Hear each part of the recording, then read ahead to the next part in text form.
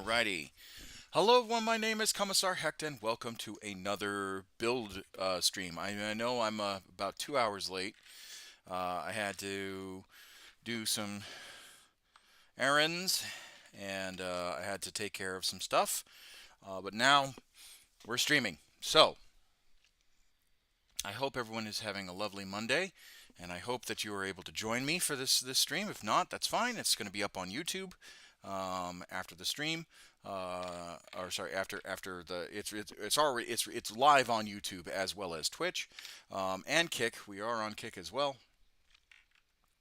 and Facebook as well. So we're spreading the goodwill of the stream and the charity. As always, when it comes to charity, this is a charity channel. I am supporting the UNHCR, or the UN's High Commissioner. Uh, uh, the UN's High Commissioner for Refugees. With the ongoing crisis that's going on with a lot of wars, we're talking Afghanistan, we're talking Syria, we're talking Iraq, we're talking Somalia, we're talking Djibouti, we're talking South Sudan, we're talking the crisis that's happening in Haiti, there's still a war going on in Ukraine, the stuff that's happening in Gaza. Um, all that stuff is generating refugees, right? Stateless people that require food, shelter, water, a place of comfort. They require medicine, and so the UNHCR does provide those services. There's a Tiltify link that you donate money directly to there. Our goal is to raise $5,000. Right, I wanted to end the campaign a while ago and start another charity campaign, but I just feel too. Yes, here we go again. But I just felt I felt too strongly to end it. So that's the link, and it takes you directly to the donation. And we're gonna finish while we're hopefully getting donations and all that stuff. We're gonna finish our guardsmen, or at least we're gonna finish the torsos, and then we're gonna finish. We'll probably spray. I'll probably have to go out and spray the sprues and whatnot. And it's not as windy today. If you didn't hear, it's not windy, and we actually might get some priming done. So I'm kind of excited about that. So yeah, that's kind of where we're at right now with the models. So we have.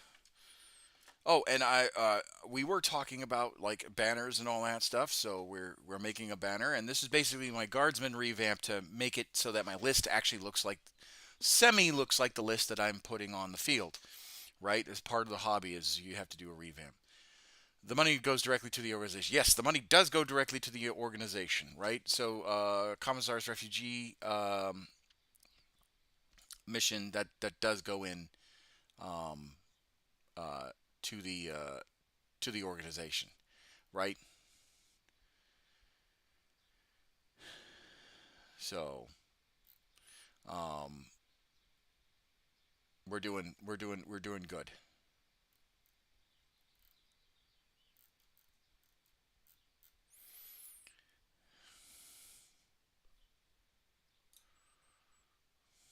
All right.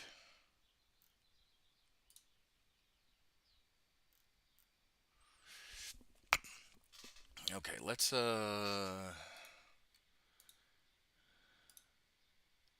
get to this. Oh, we got an ad break in about 30 seconds.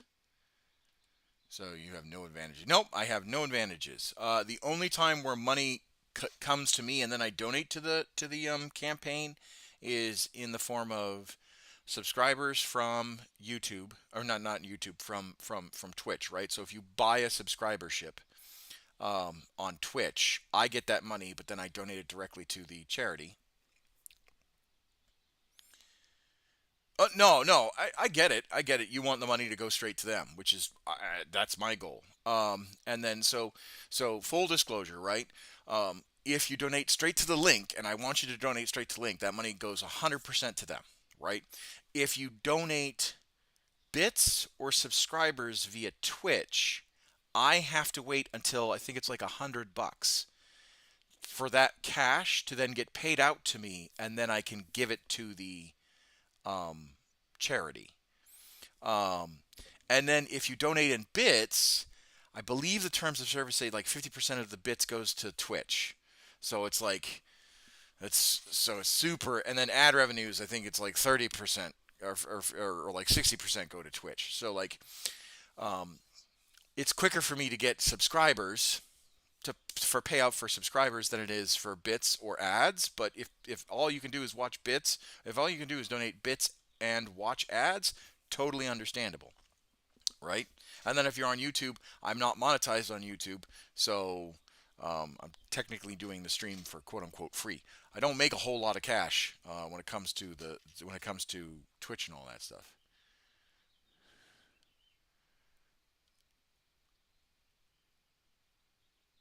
A bit is literally 1 penny. It's either it's 1 euro penny or 1 American penny or a pence. Um, it's a little bit more than a yen. It's like I think it's like 10 yen. If you're in countries that deal in thousands instead of hundreds for their cash value. I mean, Twitch has to make money somehow, right? They wouldn't be the successful business venture that they are if now is it kind of scummy? Yeah, it is, but at the same time, it's like, like what's fair? It's a cent. Yeah, I couldn't remember if it was considered if the euro was considered a penny or a cent. And then of course the Brits call it a pence, so they just divided the.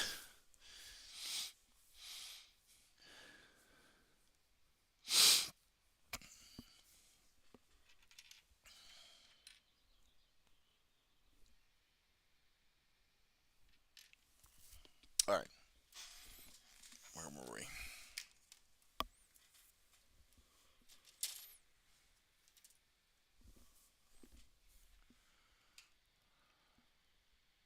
Hi, Bastat. How are you?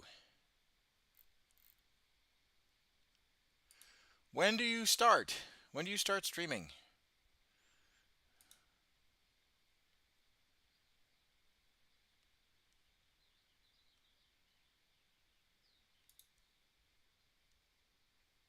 Enjoy my day off. Oh, good. So you could enjoy my stream and all that stuff. Well, if you have stuff that you need to do on your day off, then do that. But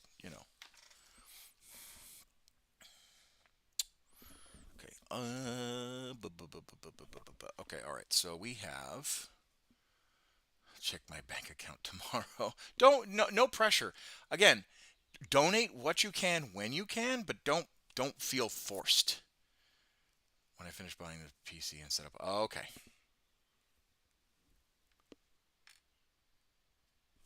All right. Never ever feel forced to donate to me. That's the last thing I want to do. I don't want people being compelled to donate if they don't have the means to donate. Right? That's the last thing I want to do. I don't want to pressure people for doing the right thing. Do the right thing when you can, where you can, and if you have the means to do the right thing.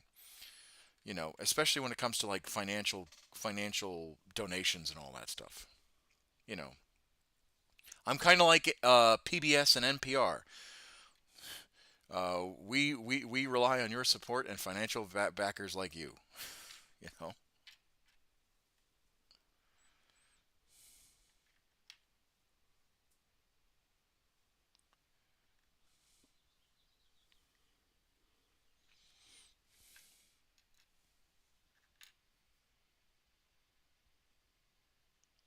feel like aha. Okay. All right. So we've got our what are we building? Same thing. Yeah, still the same thing. Still the same thing. We're trying to get this done. We're going to be building also An artillery team, the ordnance battery. I think I'll do the bombast cannon again, because it's IDF, right? I don't mind the Malleus rocket launcher. I think the Malleus rocket launcher has its place, but I need, if the models that we're going to be building, or if the games I'm going to be playing against is going to have a bunch of intervening terrain and line of sight blocking terrain, I need to step up my IDF game. I really do. And IDF is a blanket term for indirect fire.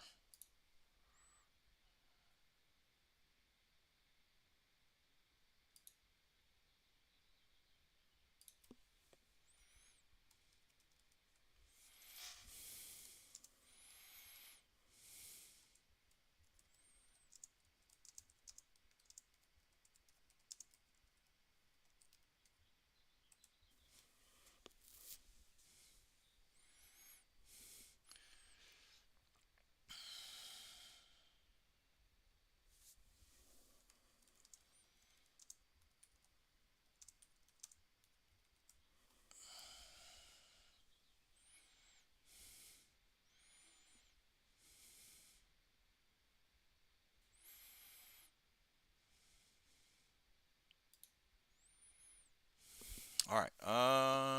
Let's see. Okay.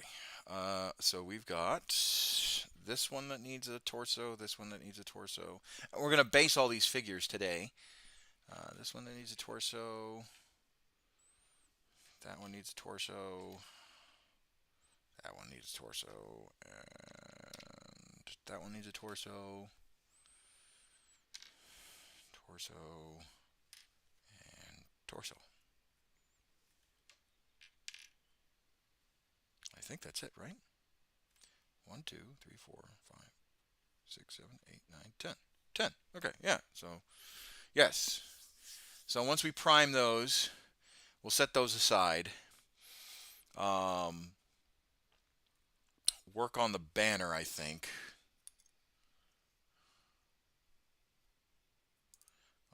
Next. And then set that aside. And then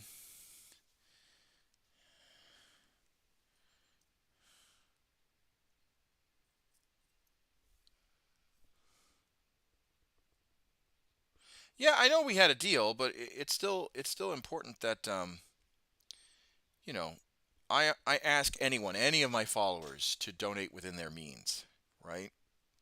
Even if it's just sharing the stream, sharing clips, being like, "Hey, this is a really good guy. I think you would like him." Yada yada. Like grassroots support like that is I would greatly appreciate, right? Sharing the stream with friends and all that stuff, getting people involved, getting people to join the stream. That's where grassroots really comes in, you know.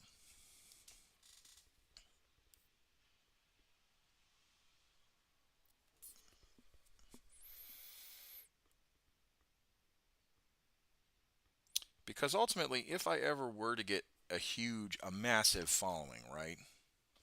Um, my hope is um, that, obviously, for anything this one, so yeah, it'll be tough. No worries. I don't get, like, again, I don't, never once do I believe if all you do is view my content, that is better than, um, you know, viewing my content is better than nothing. And I'm not a person that's like, oh, you've been watching my stream, so you must donate, right? I'm not that kind of petty. Um, I don't believe in forced loyalty. You either enjoy my content and you support me, or and you support me through liking, commenting, subscribing, watching the channel, all that stuff, or you don't like my content and don't engage with me. That is it. Everything else is negotiable after that. Everything else. Hi, Chicken McNugget. I can barely afford to get new minis.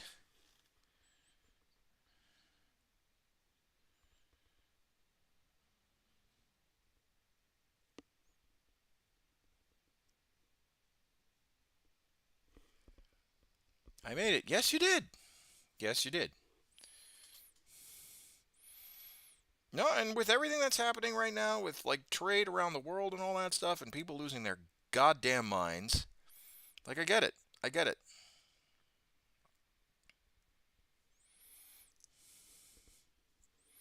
Again, I am not trying to shame anybody. That is not my job.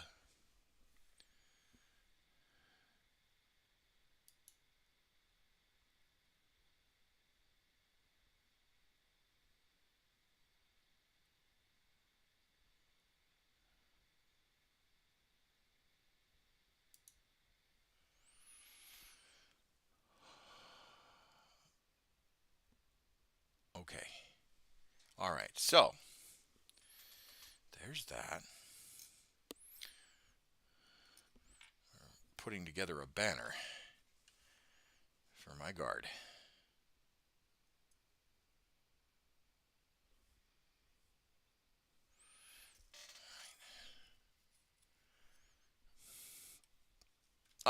So we're putting together torsos and legs for the last of my Death Corps of Krieg, because last night we were talking about the army list and how my army list is literally like 60 Kriegsmen and 30 stormtroopers and a bunch of tanks.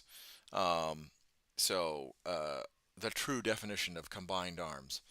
Um, so that's kind of what we're making right now. We're just putting all together these torsos and whatnot because there's nothing like enjoying my day off and cleaning and listening, watching your streams. How calming. Oh, thank you, Bassett. That's very lovely. Um,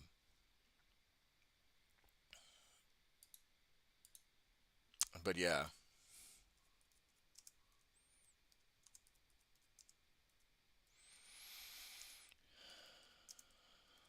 I'm just replying to a message real quick. There we go. So there's that. Let's get into putting together the torso. So, if anyone has any questions Warhammer wise, kind of what my guard is, or Warhammer in general, while I'm building, we can talk about it. Because I do like talking about lore and I do like talking about the army and whatnot and how it functions. Um, what will the color be for the banner? I haven't decided yet. I'm okay. So I want to make it like an Air Force guidon.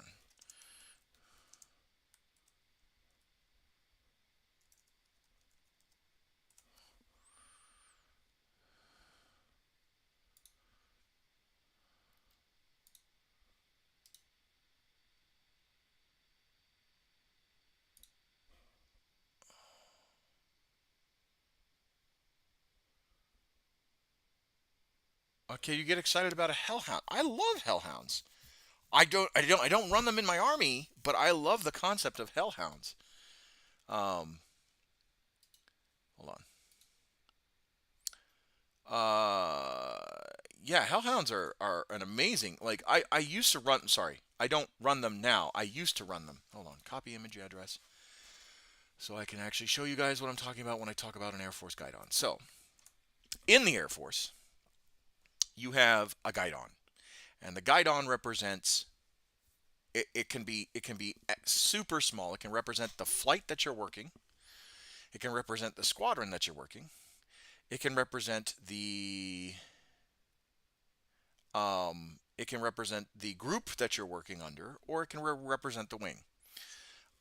And around the guidon, there is a brass circlet that has streamers that denote the awards you've taken or the awards that the unit has earned. Um, and it is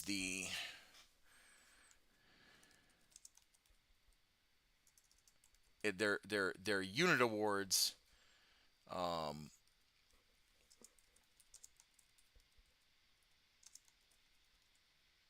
and they look like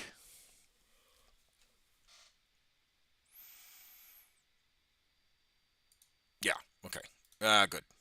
I found a decent picture.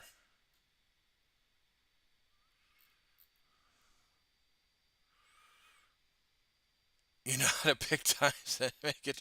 I'm sorry. I'm sorry.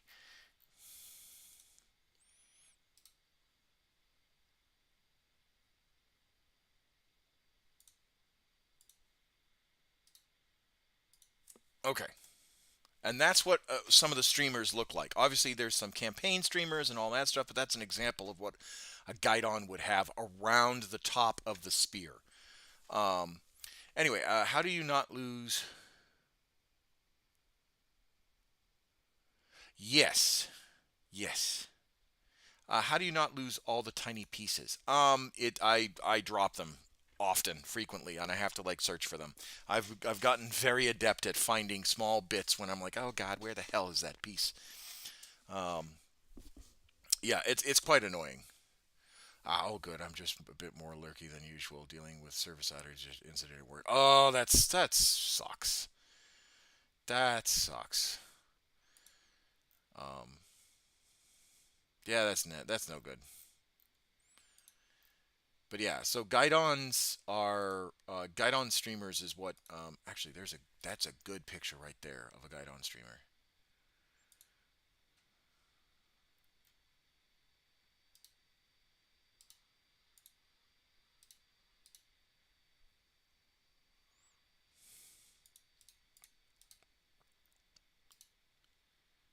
Can I? I'm not gonna complain too much. Fine, we'll just do that. We'll share the entire website for that one. So that the ribbons that you see down on off of that particular guidon, um, off of that particular guidon, that one has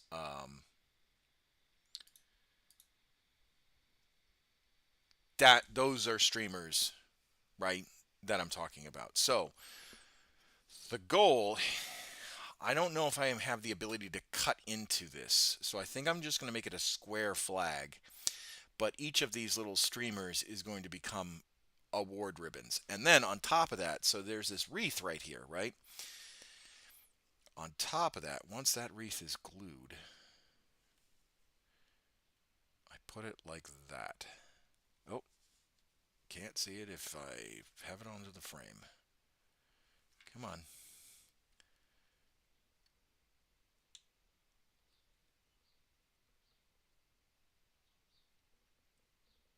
So that skull sits in the wreath. And that's how we'll make it more imperial.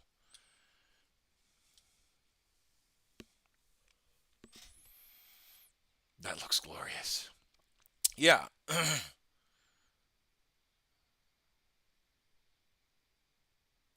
Can't wait to see it painted up. I'm going to try and freehand it for the most part, but I'm going to be using some bits, bend some bits and all that stuff. I'm going to have an Imperial Eagle on here, and I'm going to have an Imperial Eagle on here, and I might freehand some of the banner, but I don't know exactly what I'm going to do. I think I want to do it blue, and I want to do the Imperial Eagle gold, but I don't know what I want to do for a pattern, if there is a pattern. Um, is that you indicate them by painting as if they were on top? Like all the stray bits? Yeah, yeah. So basically the...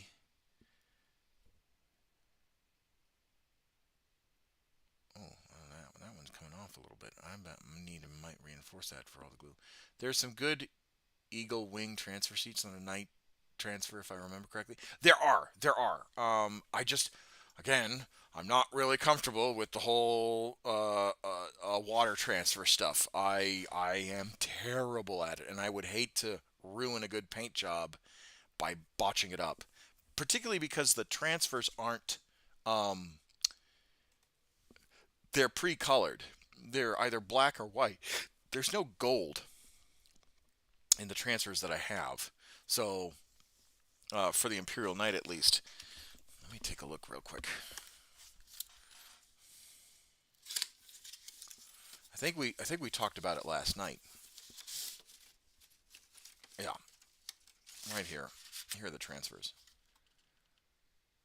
Yeah, the only gold transfer is the Aquila skull.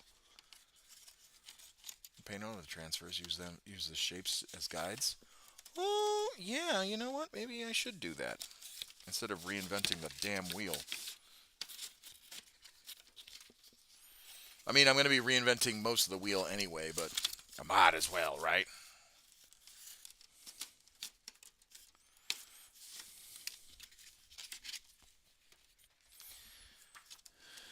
So these are the Imperial Eagle designs for the knights,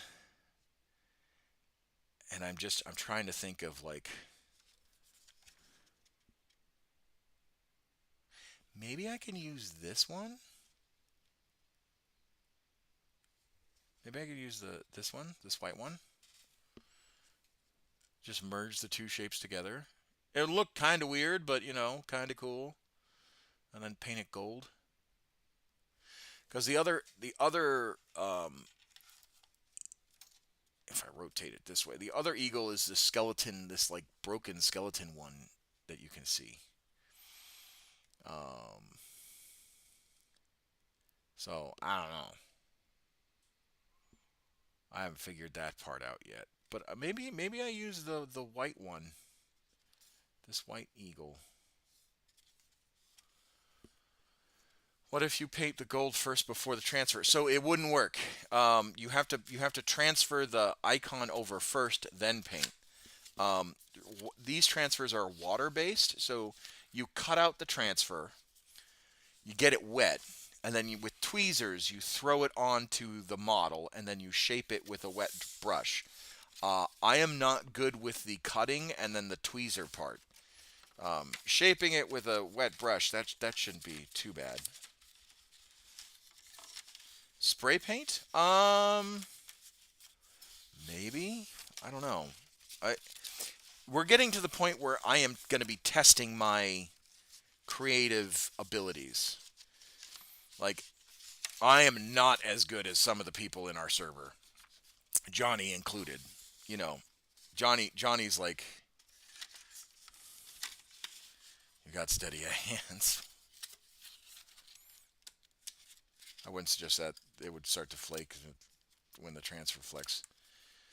You might even wash it off when you wet the transfer. Yeah, that's the problem. Um,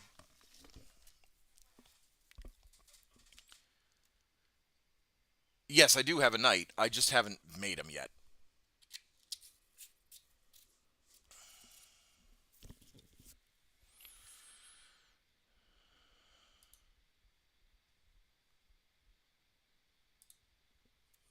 Okay.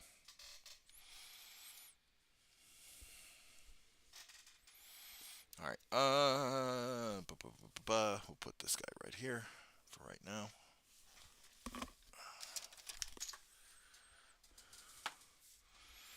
Okay.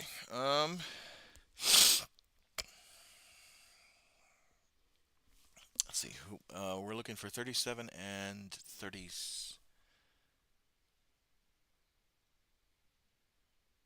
No, we're looking for 45 and 46, not 37, 36. Well, that sounds like it'd be fun to paint. Um, yeah, knights are fun to paint. My wife painted her knight. Um, that was a heavy snort. Yeah, I'm sorry. I've got some sort of sinus infection that I've been dealing with.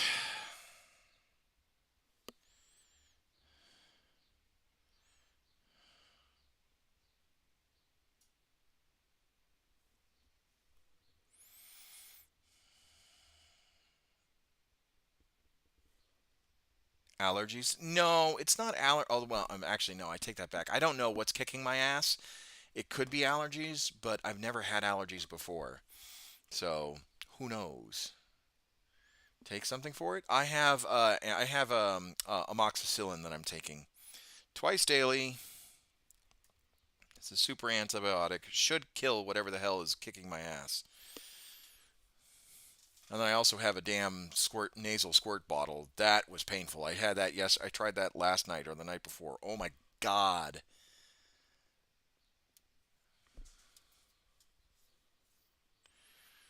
You want to talk about like a lesson in pain control. Oh,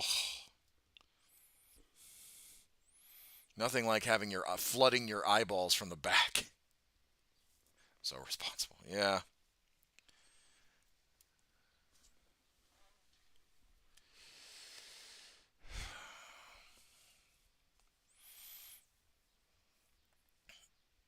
I can't do steroid. I can't do steroid nasal sprays.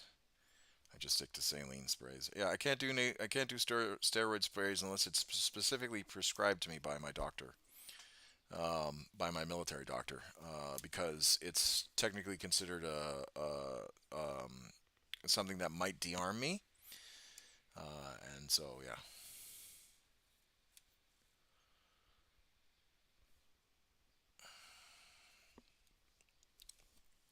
and I like to keep my arming status.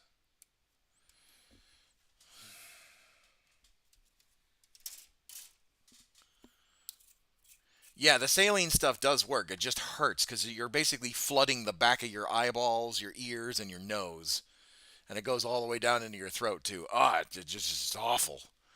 Oh, it hurts.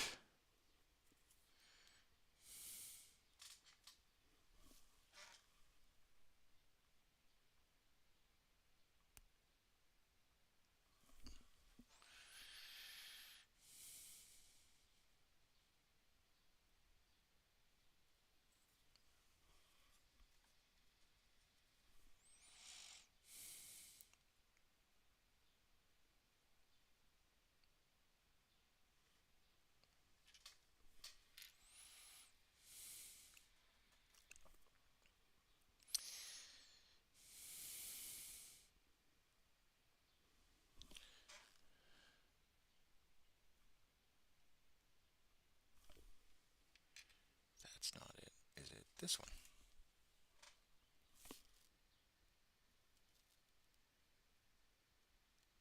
Nope. Oh, now we get to play my favorite game of trying to find the damn.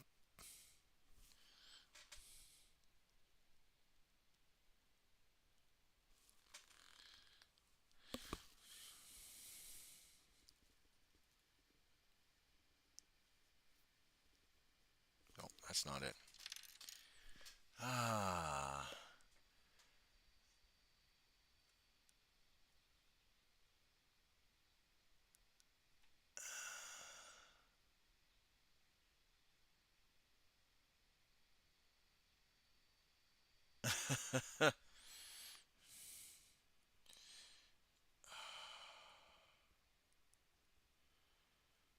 That's not it either. All right. Did I make a mistake?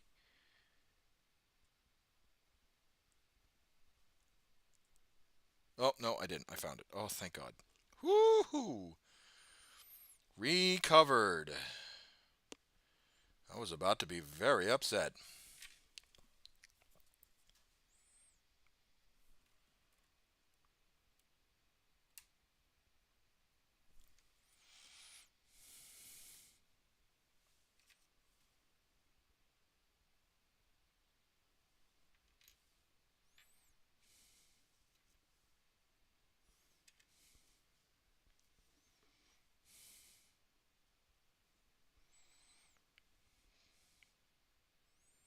There we go.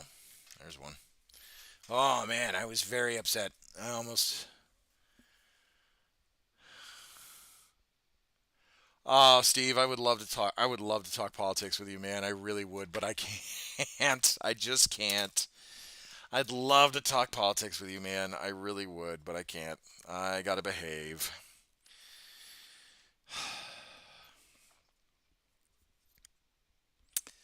There's this thing called the UCMJ.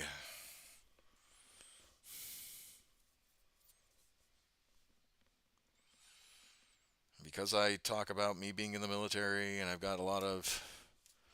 I can't.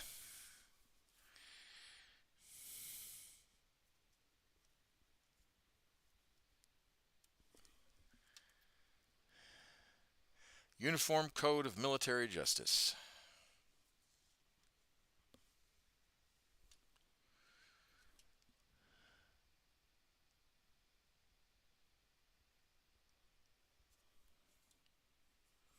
Basically, it dictates my entire life until I retire out of the military. And even then, even if I do retire out of the military, I'm still beholden to it at some points.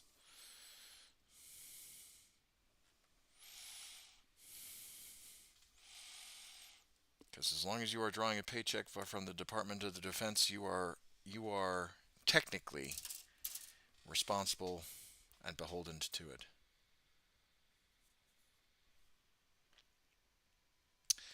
I can speak about certain topics, but I have to address it as they are not, my opinions do not reflect the positions of the United States Air Force or the Department of Defense. And then on top of that, um, most people, uh, it would be considered unwise um, in most circles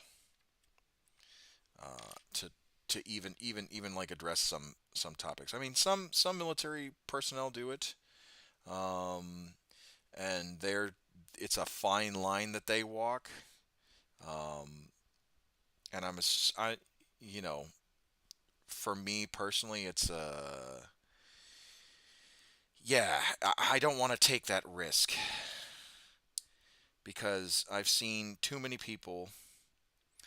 Now, granted, some of the people that have said something, I would chalk it down as poor judgment on their behalf. You know, um, but yeah, I'm very much a uh, you know cautious man when it comes to that stuff. I have to be. I have to be cautious.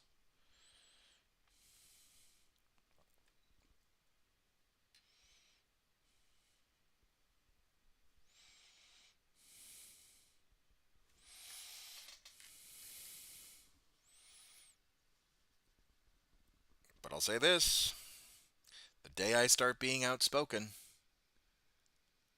um, uh, the day I start being outspoken, is the day you know that things went bad.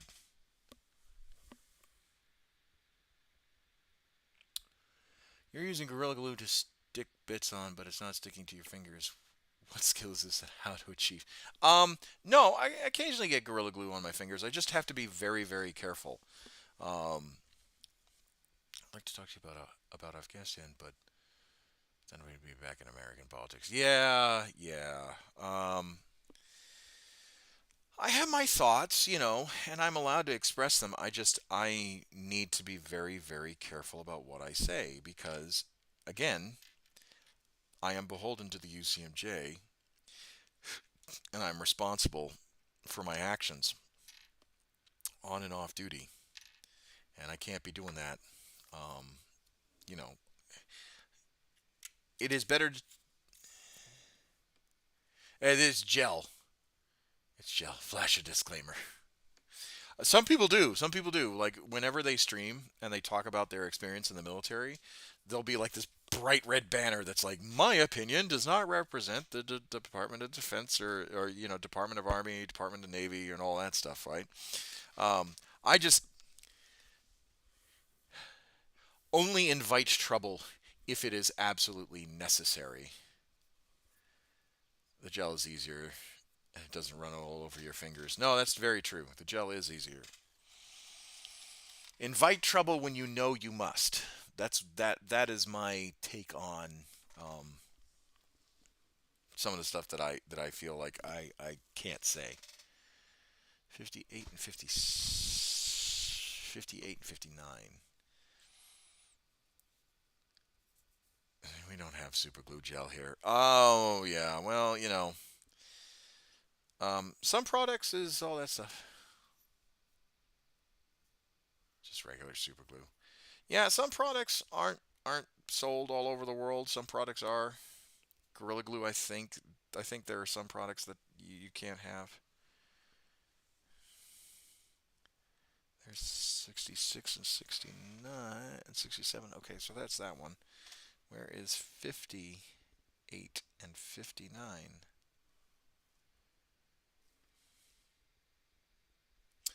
Nothing, nothing. There's 59. There's 58. Hey, there we go.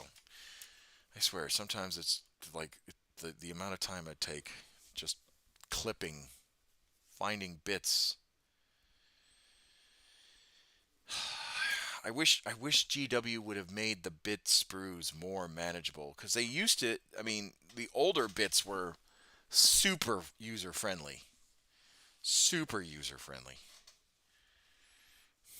where it was just a line of torsos, a line of legs, a line of heads, and then arms and guns on another sprue and equipment. And I wish they did that. I wish they did the same thing.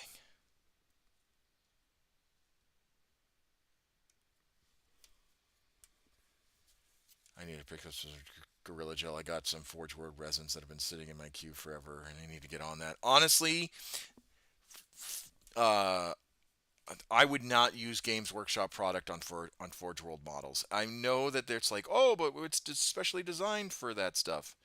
It's like, oh, Games Workshop's sprue logic these days threaten insanity. If you stim with some music, it would help kill time. No, no, it's not. It's not. It's not the. It's not the. It's not the. Um, what's it called? It is not the. It is not the amount of time I spend. It's the amount of time I spend trying to find the damn part. Um, that's what that was my critique.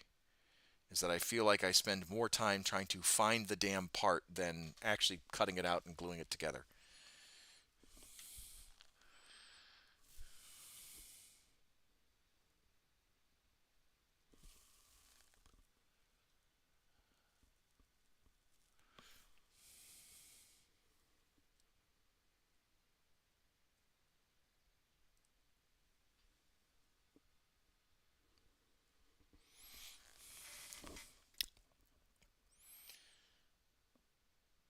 Because I'm using the wrong legs. That's why. That's why it's not fitting.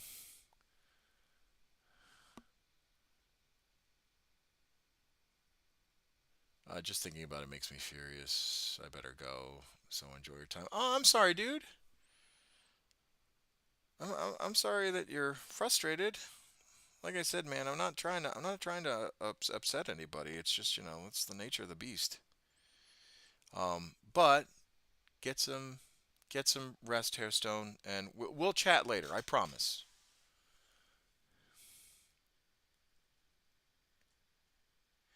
If you cut out the bits and sort them by numbers into little containers, uh, first before assembly, would that mess up the number system? Okay. All right.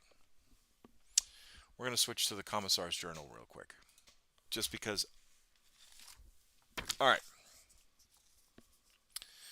So this lovely, colorful instruction guide shows you how to put a single guardsman in a single position together.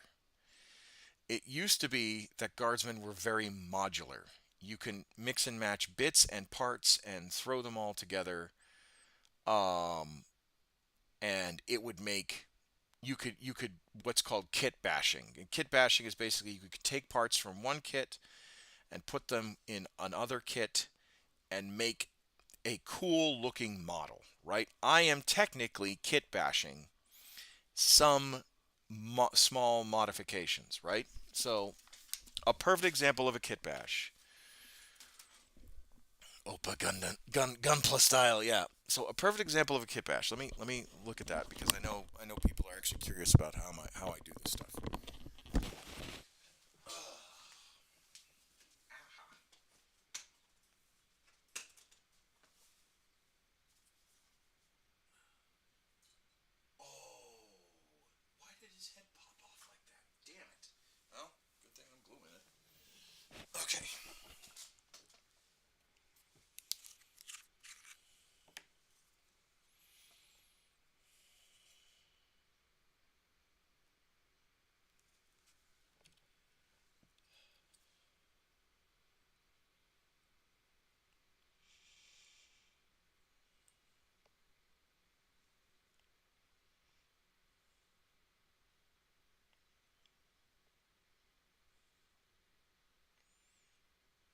I can't believe that just happened.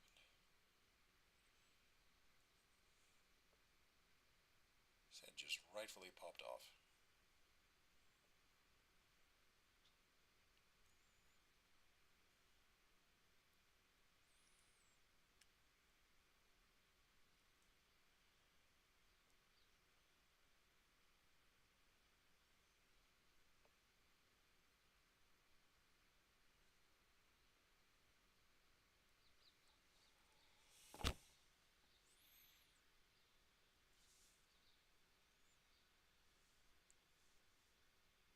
Okay.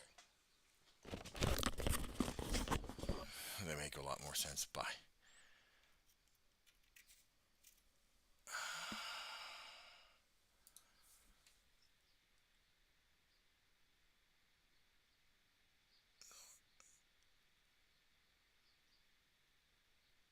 All right. Well, Headstone, look, I appreciate you wanting to talk, and I do want to talk. Just we'll chat later, okay? That's some serious stuff. We'll chat later. I promise. Okay.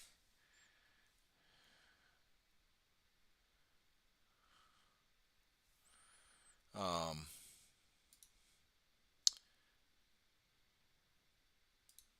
But yeah.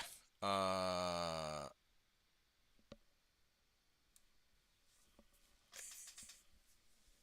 He's going through something that I think needs to be processed a little bit.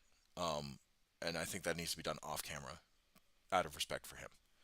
Um. So anyway. Um. Back to what I was talking about. So, whoop,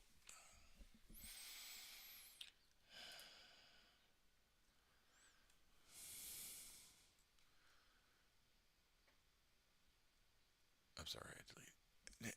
No, I appreciate that you are having. Uh, okay,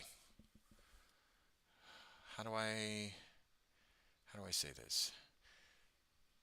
I appreciate that you feel comfortable divulging that stuff. That's important. I just want to protect you when we talk about those huge cathartic moments when you just feel like you're angry about something, and 100% justifiably so. Um, and this is a blanket thing for anybody that comes into my stream. If you are feeling a certain way and you feel like you need to talk to me, reach out, right? And I know I have no problems talking about some stuff on the stream. It's just I have to be careful because of what I do. And then I also have to be careful and respect your needs for privacy and your needs to be vulnerable and your needs to be heard and seen and felt and validated. So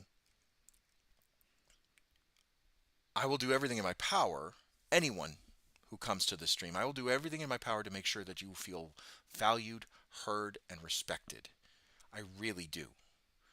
Um, there's just time and place, and especially when you're dealing with a lot of heavy emotions, really heavy emotions, I am not, especially when I'm streaming, I'm not in a position to be able to handle the emotions that someone might feel and emote and talk about professionally and in a respectful manner, because I got to make sure that you're okay, right? And I got to make sure the chat's okay, and I got to make sure that what's being said is okay, right? Um, and protecting your privacy, protecting the chat's privacy, protecting the feelings around, because not everybody, and this is true for every streamer everywhere. Not every streamer has the emotional bandwidth, or not everyone within the chat has the emotional bandwidth to handle some of the issues that you might be facing. Okay, um, and that's something that I think is really important for a lot of people to understand. Now, I want to build a protective community to where you can talk and vent and feel that your views and worries are validated and concerned and whatnot, and we can get you through to a pathway to healing and a pathway for all that stuff. Um, but I can't necessarily do that effectively while I'm streaming. Okay, that's more one-on-one conversations. That's more like, hey, are you okay?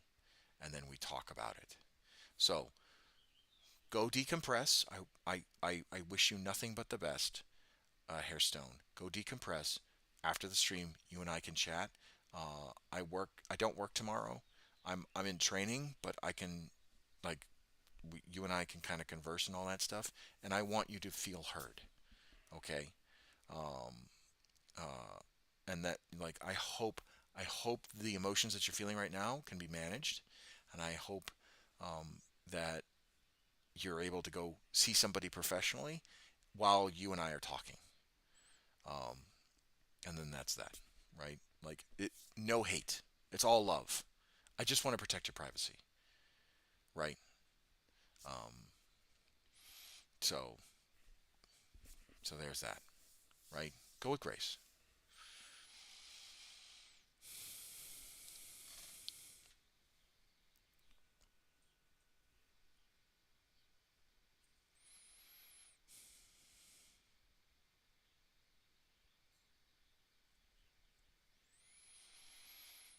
Okay.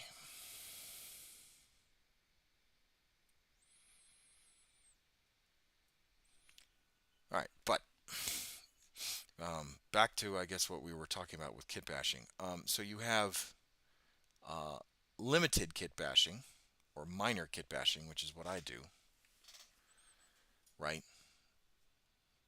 Which is, standard Cadian head, right? If I can get it to zoom in. Come on. Zoom in. Oh my God. There we go. So standard Cadian body, but Tempestus Scion head, right? That's a minor kit bashing detail. Um, and then another kit bashing minor detail is obviously this Empire banner, right? It's not a 40K bit. It's an Empire bit. I'm gonna make it 40K, right? I'm gonna put a shoulder pauldron on here. I'm gonna put an Imperial Eagle on here. um, and I'm gonna be able to um, do some freehand stuff, right? Um, so that's the plan for that, right? So that's kit bashed. But when it came, we were talking about numbers, right? So the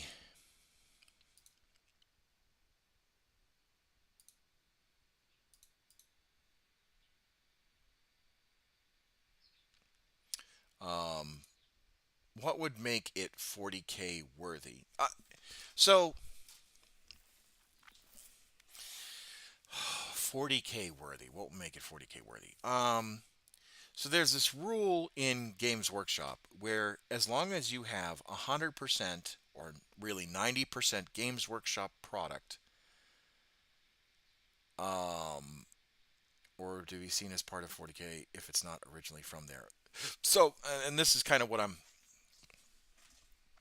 talking about. So, you can take any product from Games Workshop, or you can 3D print some products that aren't uh, Games Workshop made, um, and mix and mash, right? For example, I have a bunch of Fantasy Empire bits. This is Empire boxes. This is from the Empire State Troops, the handgunners and crossbowmen flag, right? This is their banner. You can make,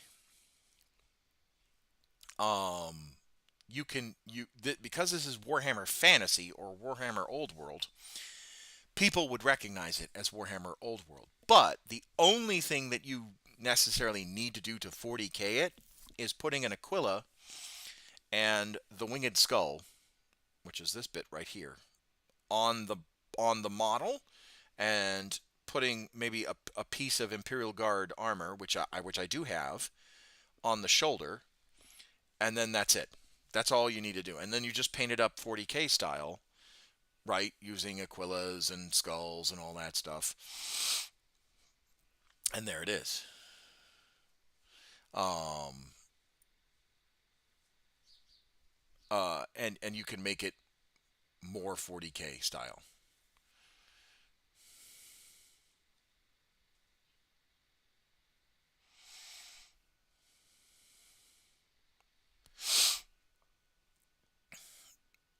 Because here's the thing that you're like people that I'm also adding, right? So here's the body, right? That I'm adding this to,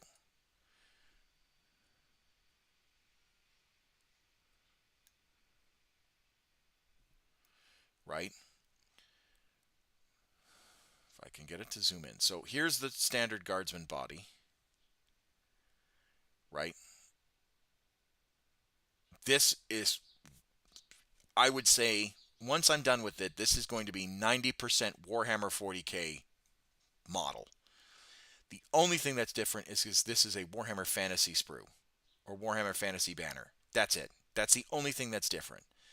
But on the banner, I'm going to be painting Imperial Eagles. I'm going to be doing all that stuff. Um, I'm going to be putting a winged skull in the laurels. Um, so it's going to look more 40K. And then, like I said, on this piece right here, I'm going to put a shoulder pauldron, Imperial Guard shoulder pauldron, instead of a Empire piece of armor, instead of the Empire of Man piece of armor for Warhammer Fantasy. And then it's going to look like this. And it's almost a dead, you would never know. You would never know unless you were old enough to remember the old Empire kits, or you bought or you bought the old World set, and you're like, oh hey, that's from the Empires. That's from the Empire State Troops, and that's that. And that's quote unquote 40K.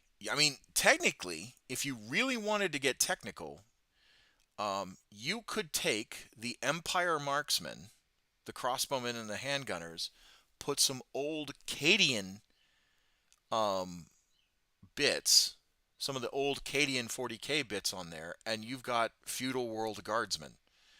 Instead of floppy hats, you have them wear the old Cadian helmets. Um, Instead of um, you know, swords and daggers, you give them bolt pistols or lost guns or bolt pistols, right? And do it that way, and then you have, you know, then you've made it, and this works. It's all about how you kit bash. You have to have something in mind.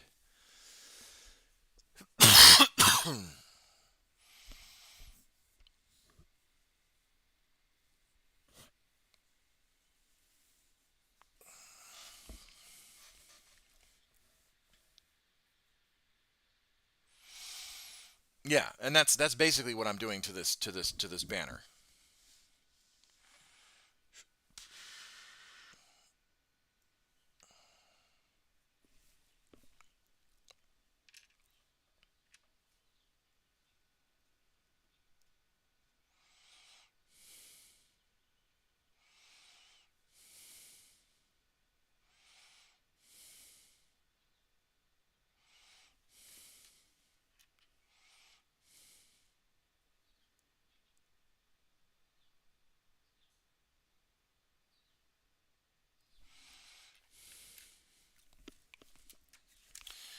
But cutting the pieces would technically be easier. It just would be more time intensive.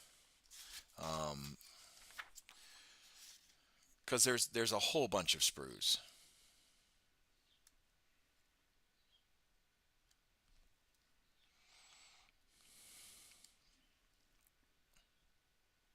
Where were we?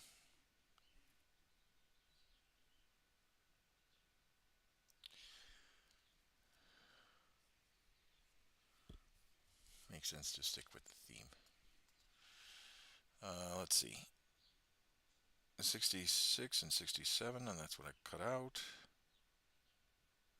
Alright, so I gotta figure out how to...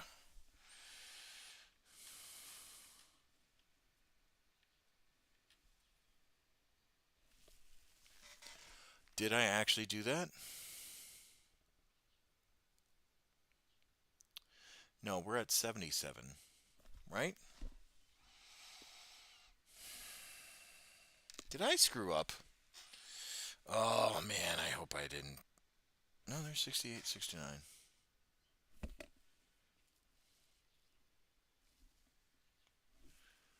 Oh, I almost screwed up. So I think I did 77. Forgive me, am noob. I will continue to ask. There's no such thing as a silly question. There is no such thing as a silly question. Not everyone started out as a pro.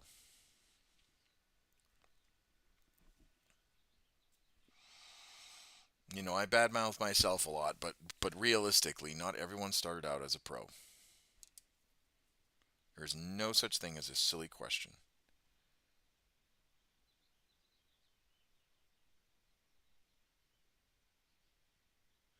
Oh, 59, 58. That's the one I was working on. Where is 59, 58?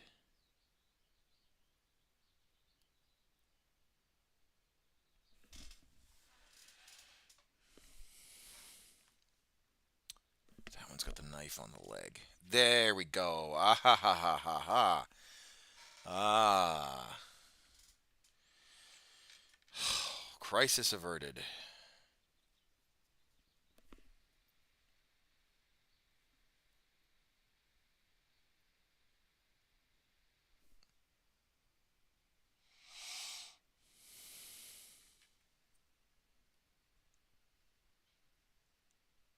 Okay, alright. I can glue this together then. Honestly, no one starts out as a pro.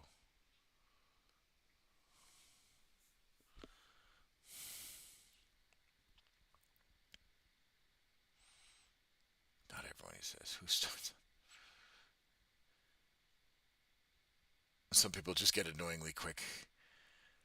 And by annoyingly, I mean, why can't I get that good after 40 years? Facts, Johnny, facts. I mean, I feel that way about some of your models. I'm just like, God damn it, man. I can't wait to be that good. Ad break in about a minute.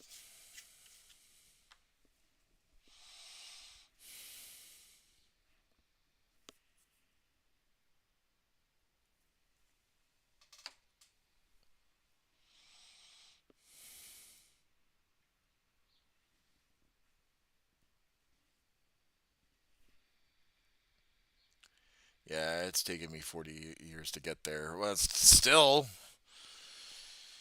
I tell you, man, I'm still waiting for my breakthrough.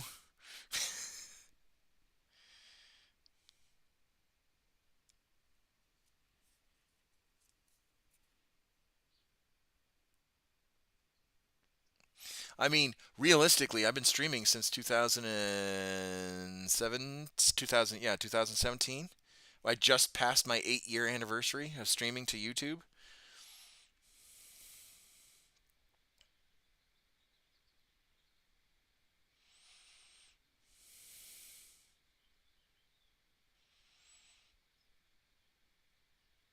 Hell, you could even buy the early gunpowder units from an entire other game and kibash some sci-fi stuff. That's how you. That's the only way you used to be able to make inquisitorial agents. Yep, yep, facts. But comparing will only make you feel worse about your own growth. No, no. I think whenever I compare myself to other people, it's like, okay, do I want to aspire to that technique? And the answer is 9 times out of 10, yes. So I don't compare to berate or make myself feel bad. I compare to motivate myself.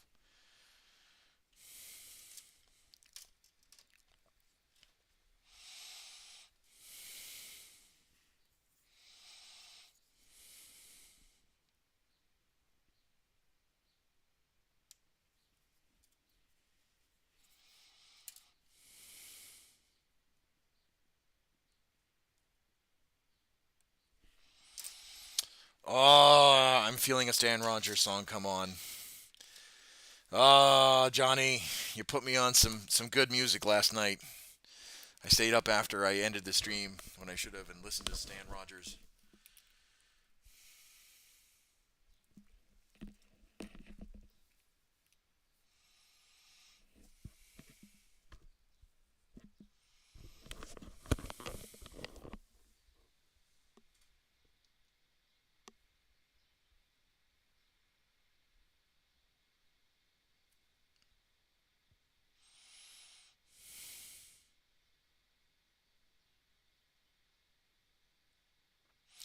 Oh, you're not an old man. You're not as old as you're not older than you're not older than others within the hobby. I'll tell you that much. There are some old grumbly longbeards in the army in the hobby. You're still spry. So did you listen to the? Yeah, I did. I really did. I liked it. I liked it a lot.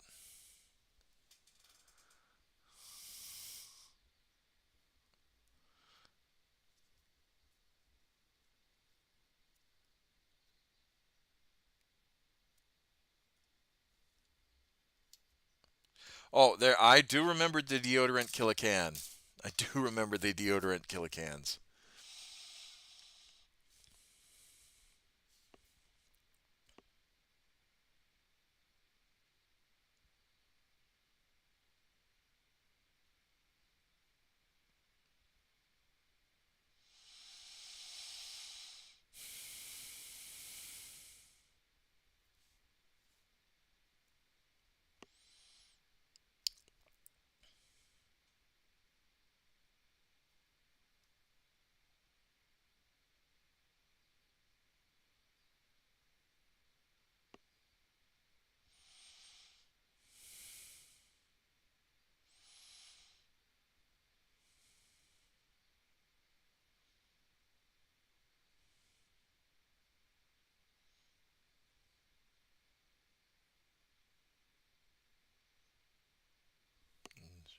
Just once mine will take the Northwest Passage to find the hand of Franklin reaching for the forward sea.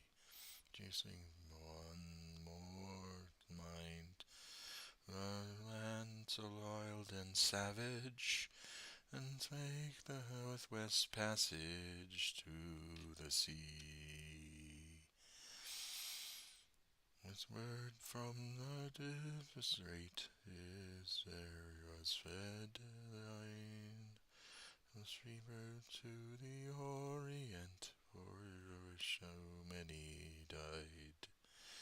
Singing old and weary, leaving withered bones, no long forgotten, lonely care of no stones.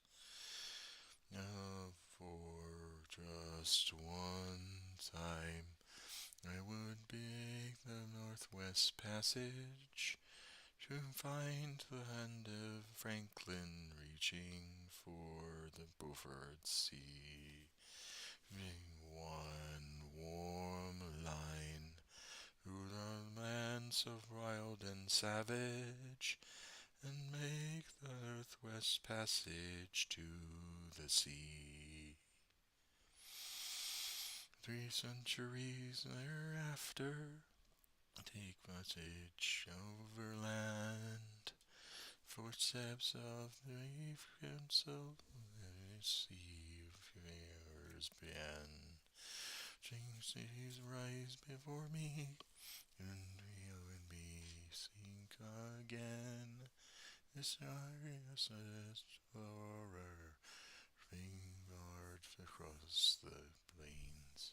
For just one time, I will take the earthless message to find the hand of Franklin reaching for the Beaufort Sea.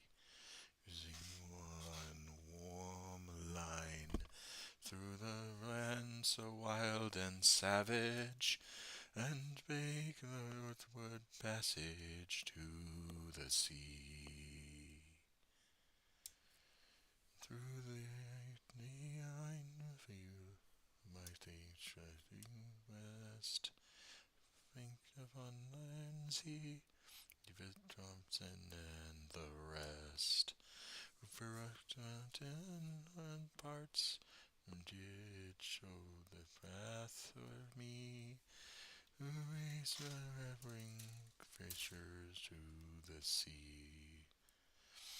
Of course, just one time, I'll take the Northwest Passage to find the hand of Franklin reaching for the Fort Sea, eating one more wine, a land so wide and savage, and fake a onwards passage to the sea. There is a print from the first man through this way.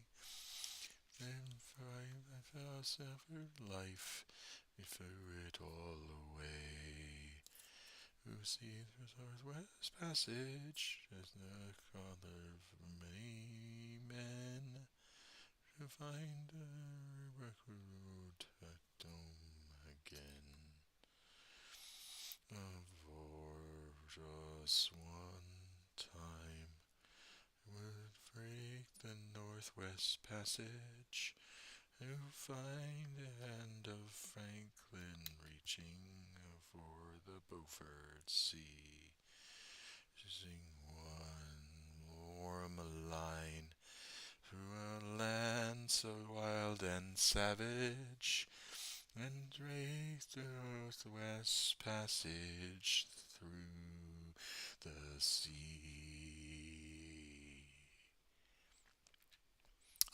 That is a very sobering song. I like it.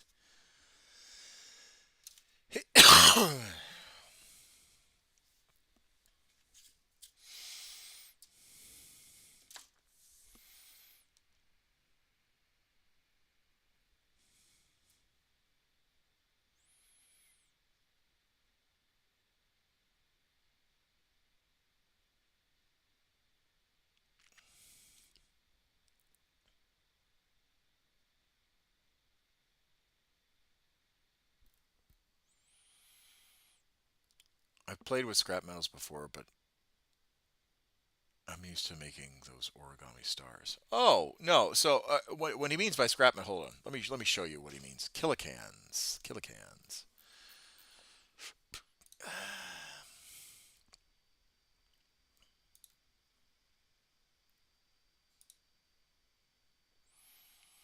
Quote unquote. Back in my day, the orc dreadnought was made out of paper. Very much so.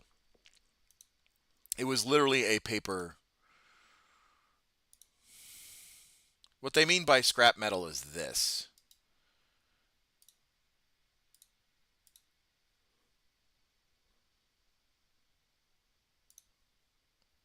No, we'll go to the extreme with the orc death dread.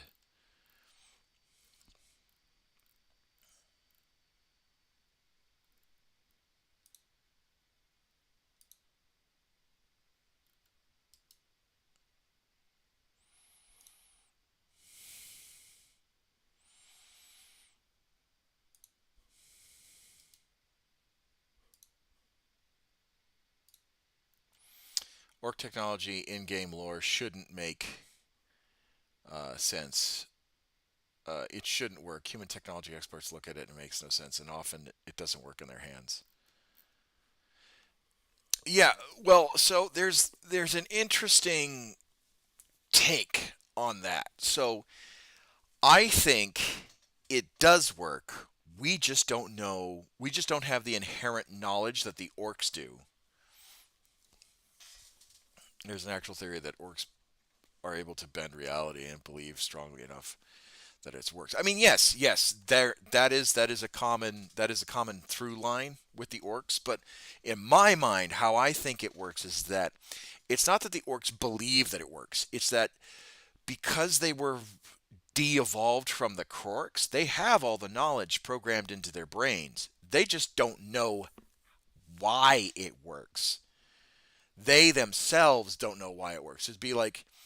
Um, it would be like, yes, it is a latent psychic ability. That part is yes, but I'm saying like, uh, we did not know or have the ability to understand what breathing was when we were like cavemen, but we do now. So it would be like if we were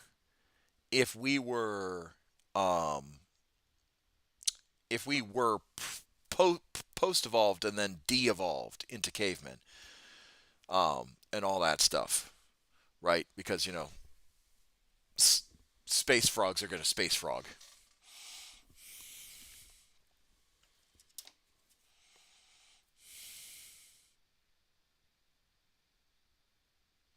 I think my favorite theory is the reason the Emperor is still alive is because the orcs believe he can die. Well, it, funny that you should say that. There is an orc wog, right? That is called the Emperor's Greenest. Um, uh, so the Emperor's Greenest is um, a orc tribe that act like Imperial Guardsmen, and they worship the Emperor because they're like, well, if the Emperor's the biggest bad, then we should worship the Emperor's bad. I love the Emperor's Greenest. It really is. And they're modeled with Lost guns, and they have Lehman Russ tanks.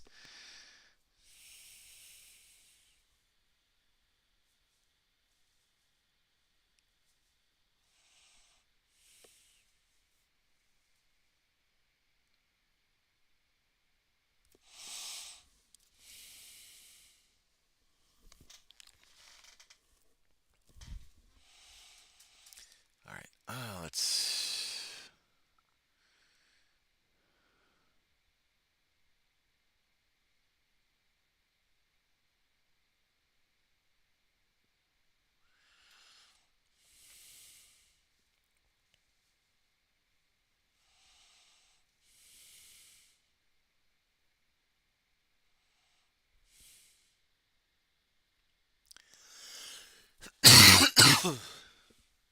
I have forayed deep into the Orcs faction, but the two clans I favor are the Goths and the Blood Axe. I bet the Orc Commissar is the first to run away when losing. No, actually, there are Storm Boys that model themselves after Commissar Yarrick, and they will shoot other orcs. Uh,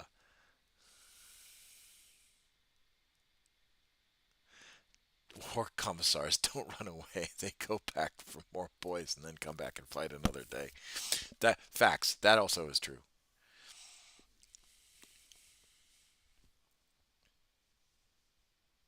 I like the bad moons.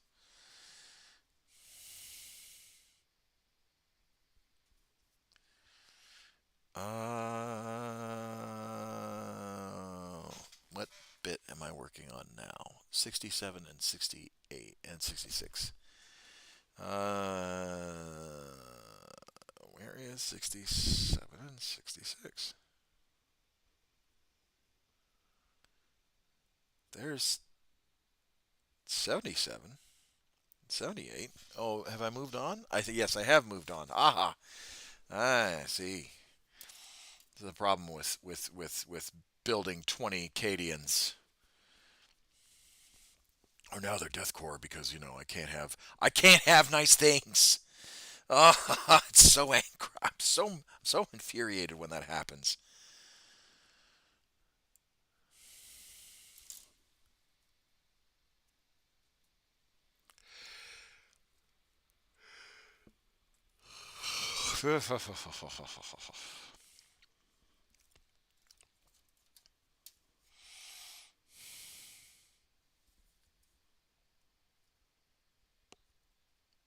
So now they got to be Deathcore of Krieg, but they don't look like Deathcore of Krieg.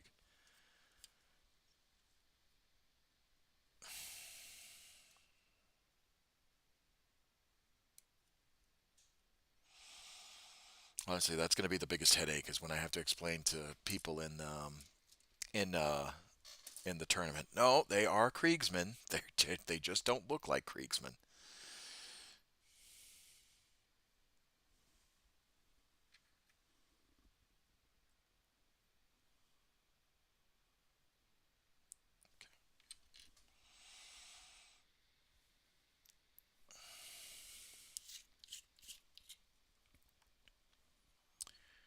It's got to look like Captain Harlock. Oh man, that's a deep cut. Ah, I vaguely remember that. That's a deep, deep cut.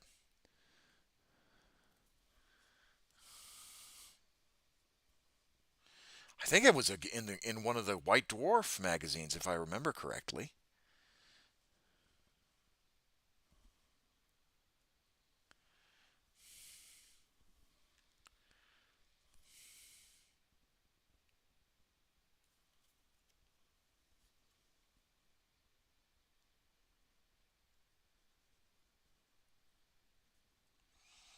If memory serves.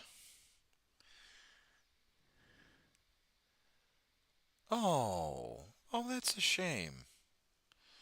Oh, we're always lessened by that.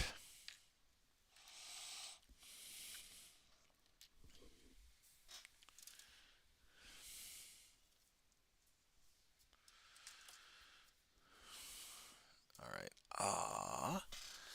77, 78. Yes, that's what we're doing.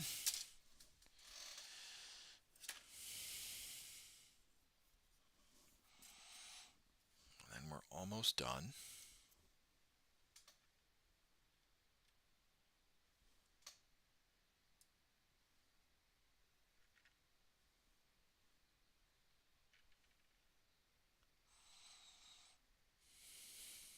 One, two, three, four. Hold on. One, two, three, four, five, six, seven, eight, nine, 10, 11, 12, 13, 14, 15, 16.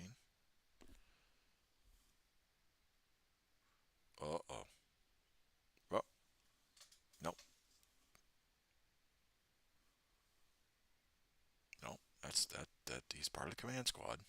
Mmm. Mmm.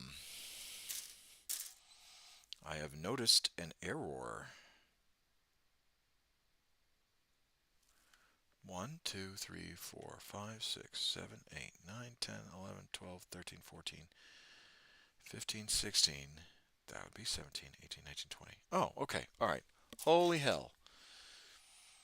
Oh.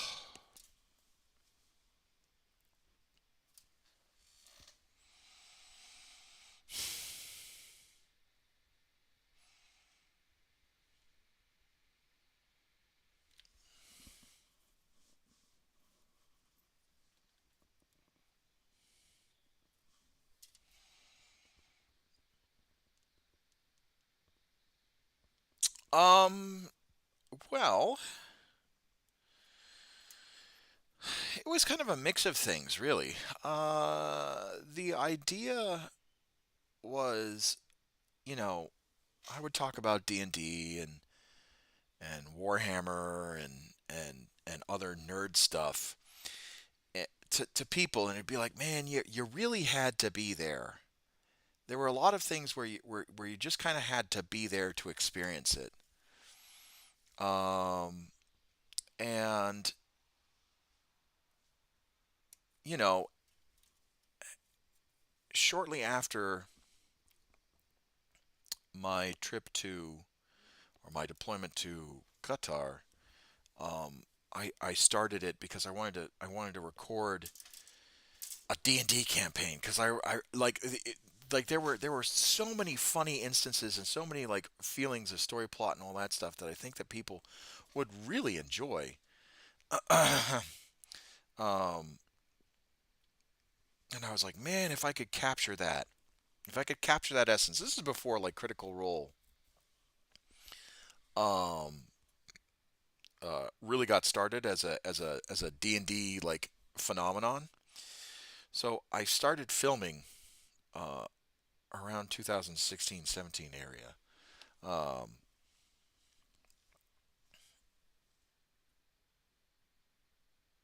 and that's what and then I was just like, "Oh, I'm actually enjoying this."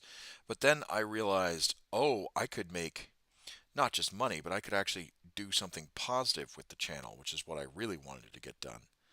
Oh, son of a gun. Don't be doing this to me. Come on.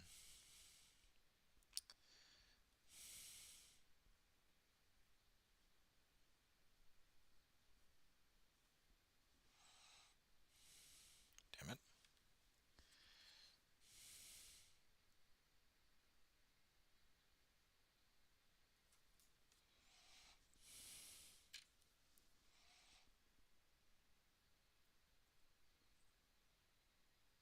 Okay, no, it's not that. So I was right.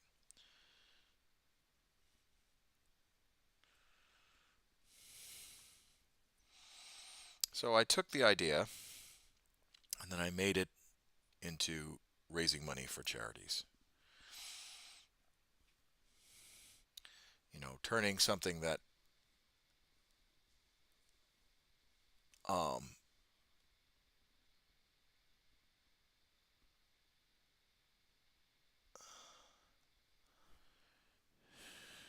turning something that was originally for fun into something that I feel like I could make the world a better place.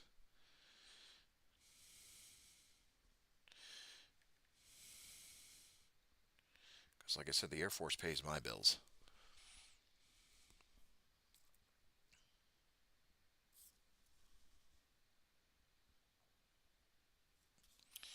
and the Air Force will continue to pay my bills because I will retire.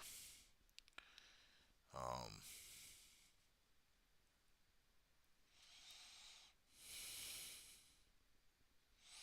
Plus, it's so hard to find positive influence, especially in today's world. So if I can provide a refuge for those that really need it, then I have done good.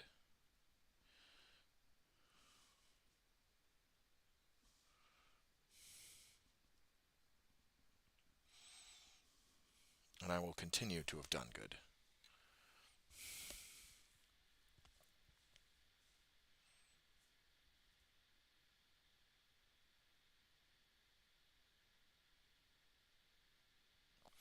It is. It is a big and heavy task, but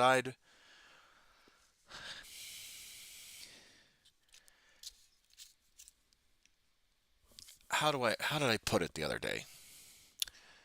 I would rather burn myself with great and grand effort um, than save myself and do nothing.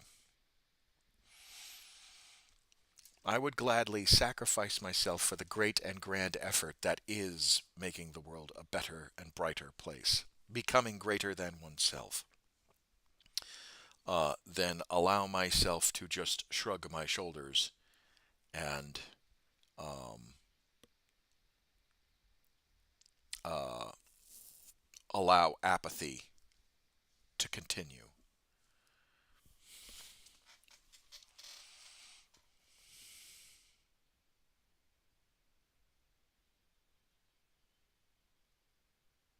Okay, 87, 89, no, 87, 88. 87, 88, 67. Aha, okay, I did miss model. Do you feel I could achieve this goal one day? Maybe. Honestly, it's, you know, it's, you miss 100% of the shots you don't take. And I would love to one day wake up and just become this massive YouTube mega channel and Twitch mega channel and have people be like, you know, yeah, you're doing good, and recognize that. But um, that would be, and make like the amount of money that like someone like a Markiplier makes, or someone that, uh, um, you know, uh, take any random Twitch s- star, right?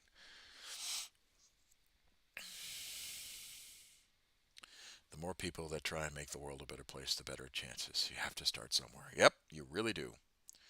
Um, I would love to be like a big like YouTuber slash Twitch streamer, household name, particularly in the hobbies that I am passionate about. Um, but I also know that that is very, very, very, uh, um, that's not necessarily as realistic as I would love it to be. You know, so your question is, well, what do you do? Well, you do what you can, and you do it as best as you can, and you keep working, you keep grinding, you keep doing what you feel is right, intrinsically right, and you do what is right while no one else is looking. And if at the end of the day,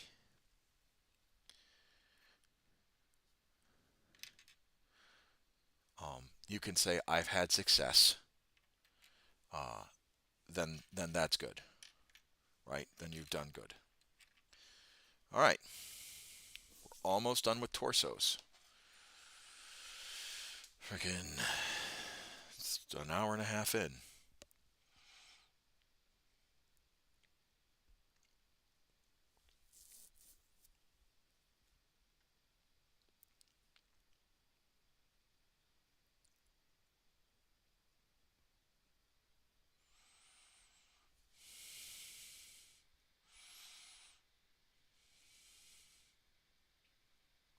So I really don't know any famous Twitch streamers. Well, it's not about the fame, right? Like,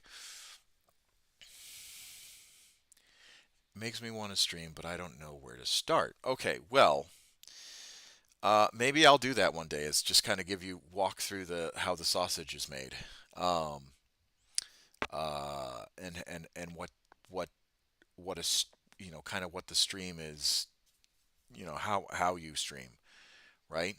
Um,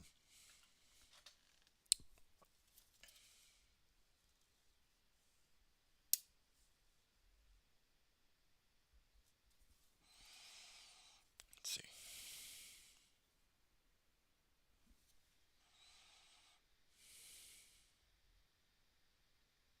Oh, the sausage. That's true.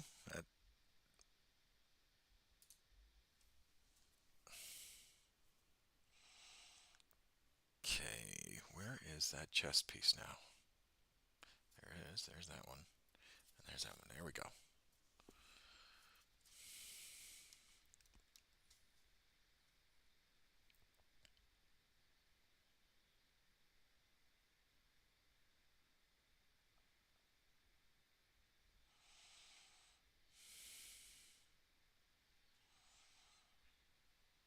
Minced meat inside packaged cut. You're welcome.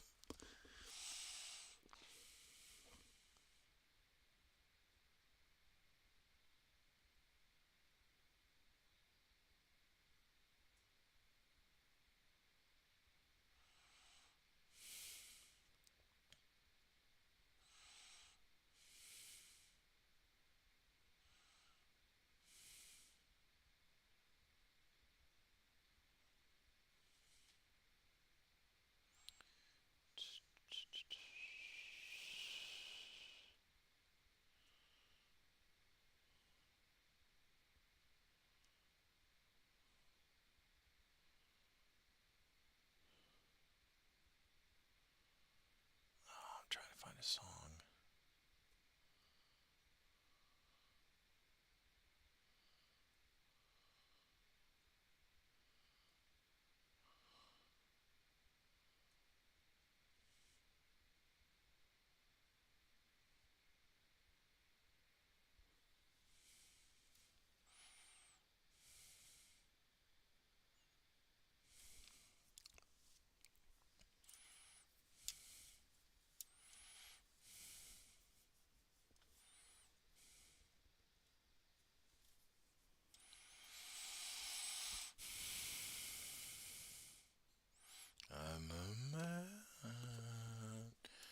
for I'm proud that I hide away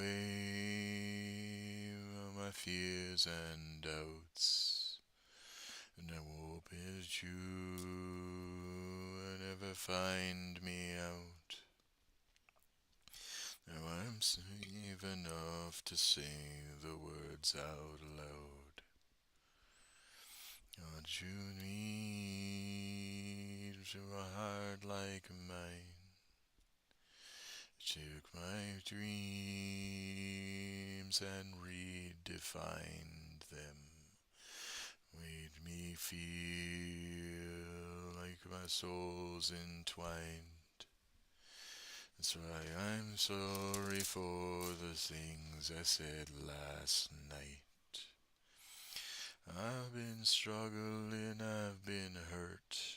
It's just what I thought I deserved. I felt drunk and pretend I didn't care. Now I'm belling you for a truce. Try to be ready to feel the truth. I can face it as long as I am here with you. I'm a man, I'm ocean deep. What you know of me is what I let you see. My soul is rich with secrets sworn to keep. And you, my tongue is loose, my heart is free. I've been struggling, I've been hurt. Such that I thought I deserved. Drunk, I try and pretend I didn't care. I am begging you for a truce. Damn it! I'm ready to tell the truth. Just as long as I am here with you.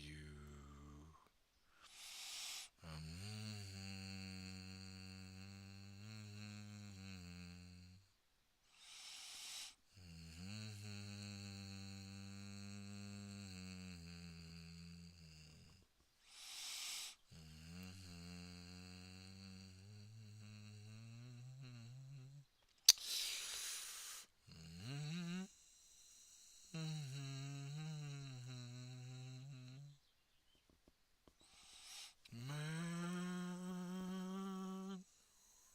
true. Be nothing without you. Warm embrace sees me through.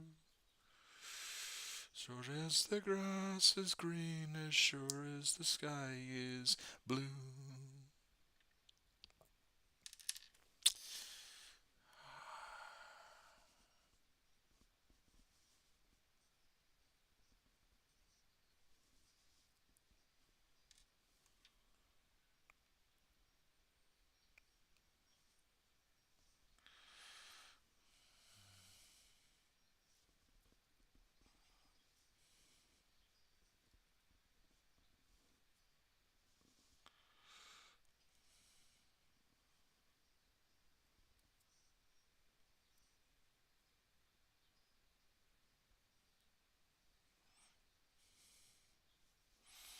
Ah, this is the part I hate. When a part doesn't match. Damn it.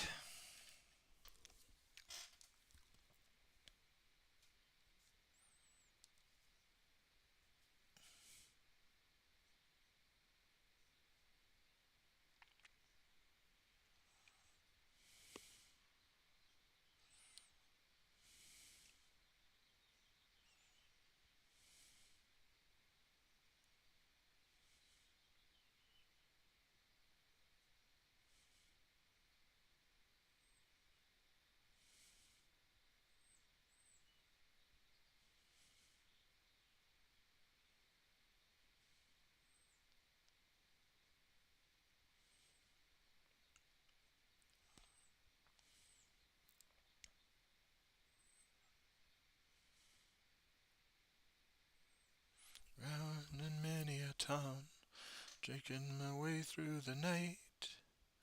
Now I've found as goes up must come down, but lying for a fight. Girl in her hair, the pearls in her hair, there's a dance in her eyes. I'll pray to God and I'll go to church. If you'll be my angel tonight, want you to know my heart's on fire like whiskey down in my soul. One in a million, you are my sweet mountain rose. You by my side, rest of my life. Darling, you're one in a million, I know. Please take me home, my sweet mountain rose.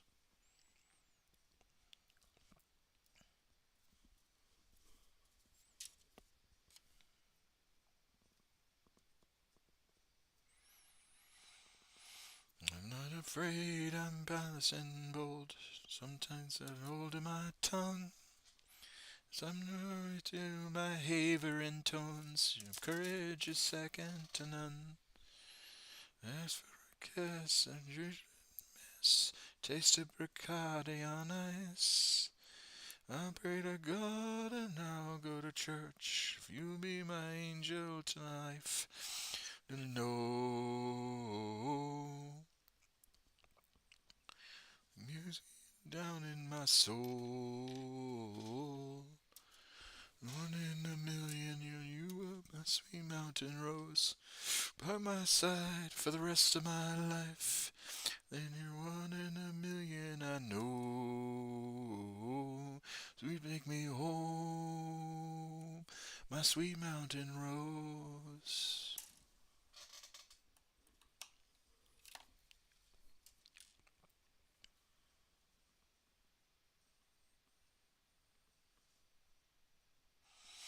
One in a million mountain rose, were you by my side? I'll pray to God and I'll go to church. You found my angel that night.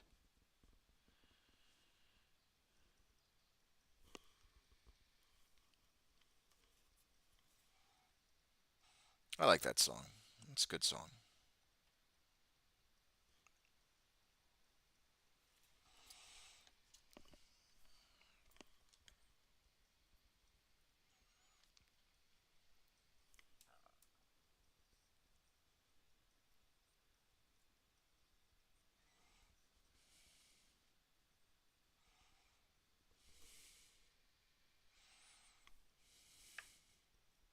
There we go. Ah, finally. Woo!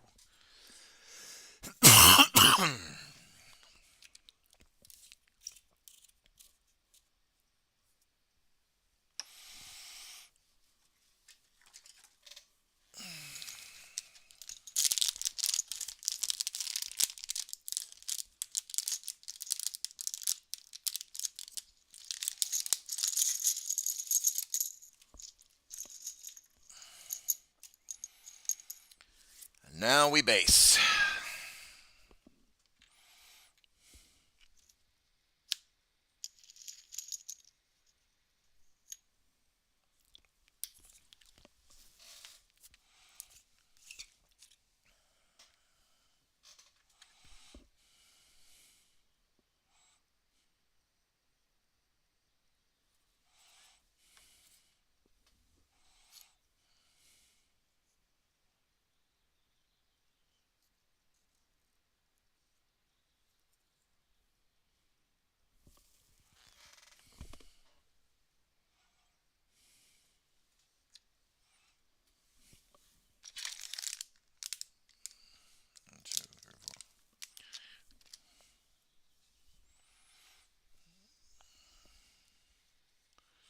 Base, but they don't have arms like. So this is part of my technique that I was talking about. So I do a partial build, right? This is partially building the model, right? Um, it is putting it on a base and then priming it, and then I paint the the legs and the torso, and then I paint the arms separate from the model, and then I glue the arms and head and equipment onto the model, and then that is done. Um, so I paint on the sprue with the arms, and then I paint on the base with the model itself. That is my technique. Is it slow? Yes. Is it time consuming? Yes. But it is because I'm also cranking out 20 guardsmen or 25 guardsmen a piece at a time.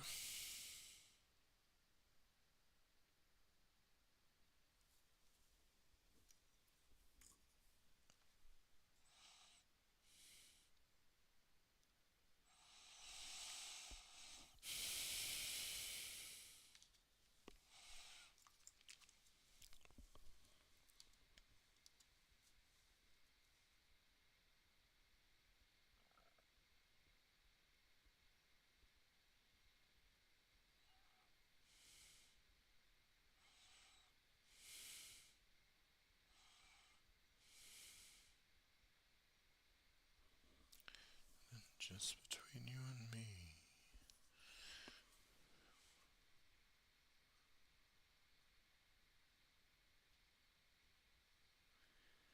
Something I've got to say.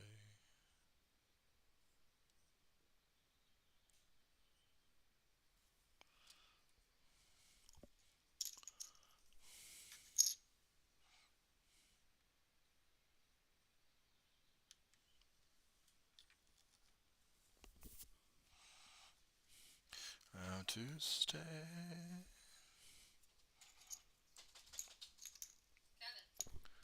Oh! Sorry, dear. Be right back.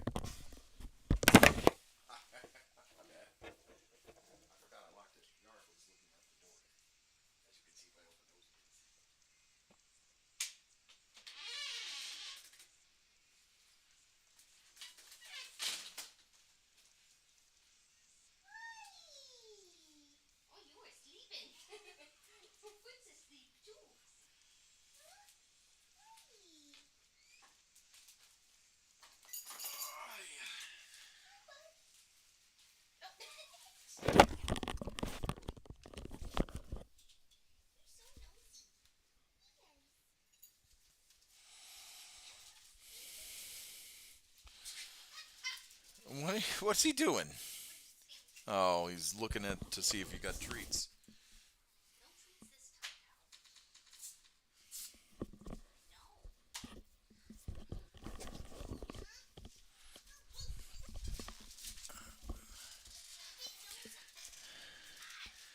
Ah. Wouldn't it be easier to stick a complete body onto the base? Yes and no. Balance wise, no, because like particularly these running bodies, they're super fiddly, and you're adding more top heavy stuff.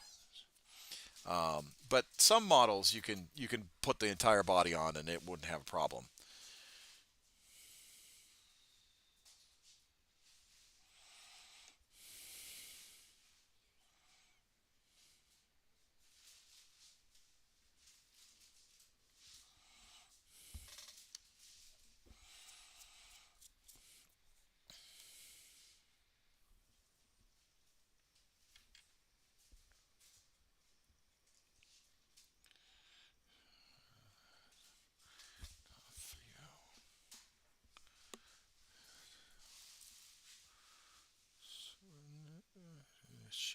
All runs out.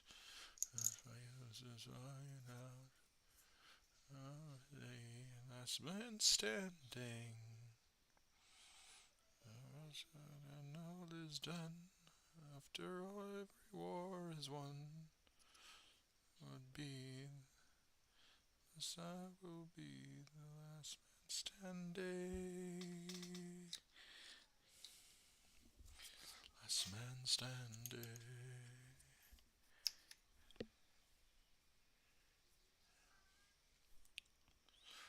Thursdays all night.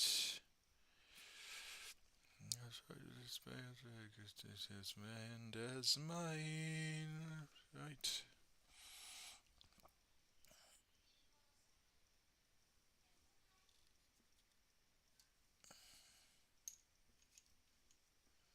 Aha.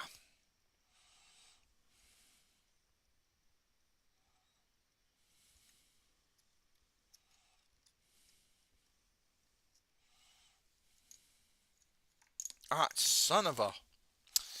Ah, damn it.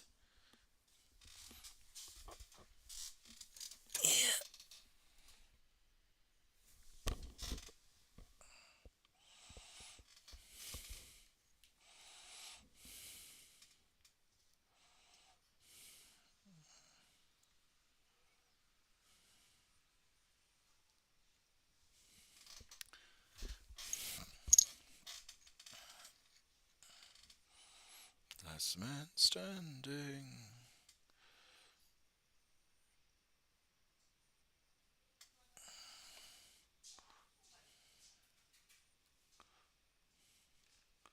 So I will be the last man. Ah, there we go.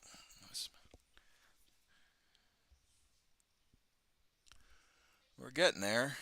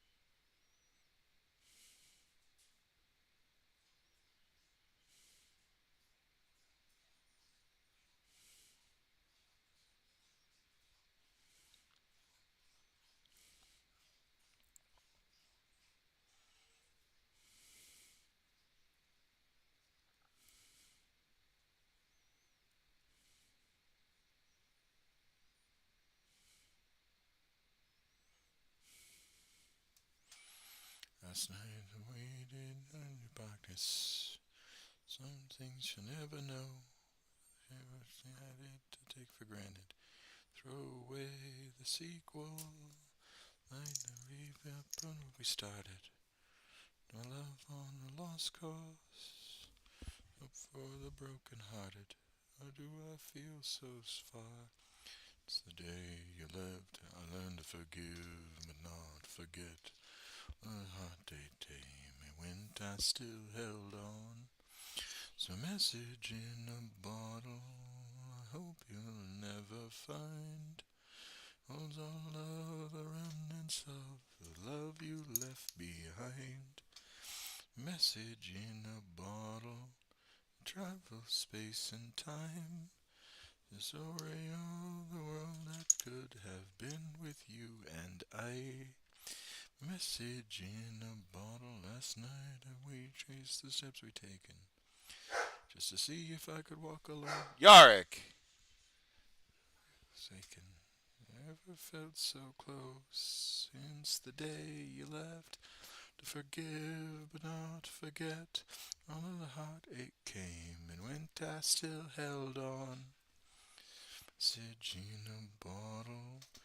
Hope you'll never find. Holds all of the remnants of the love you left behind. Message in a bottle. Travels space and time. Story of that could have been with you and I. My message in a bottle.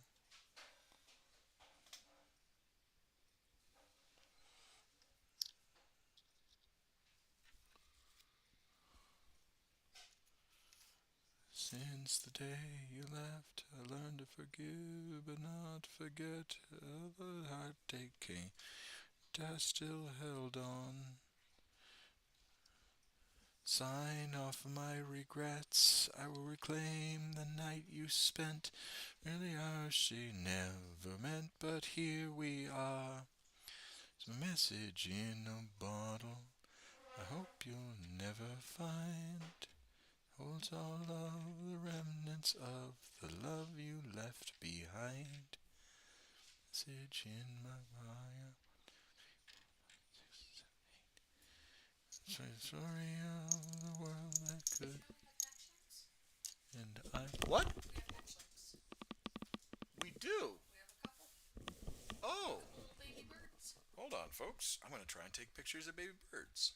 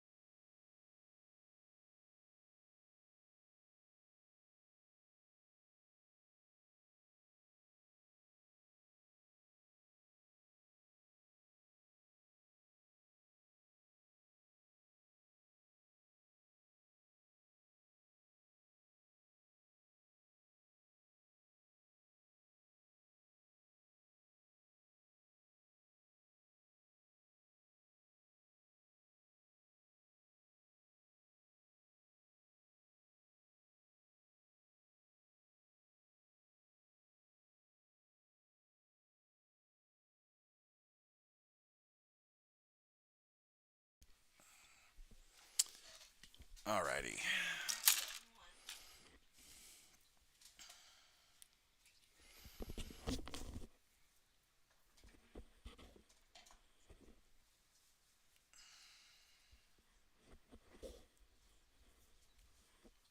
What? Yes, I know.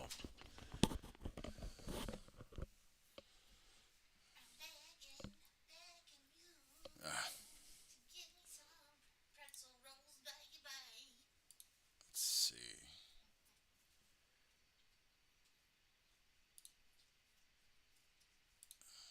There we go. Come to bring us sugar and tea and rum.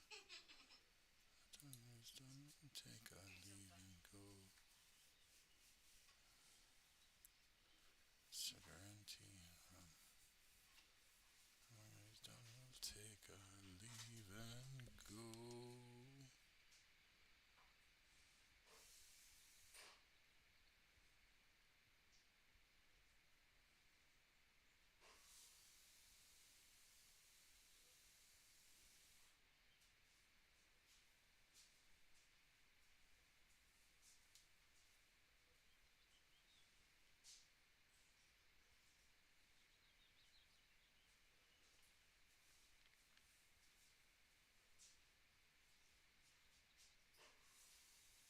Just trying to find a good song to listen to while I'm finishing up the basing.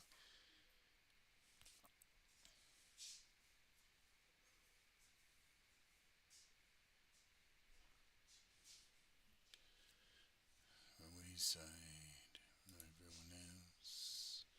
I hate you, I hate you, I position myself. Every moment, sort of a place.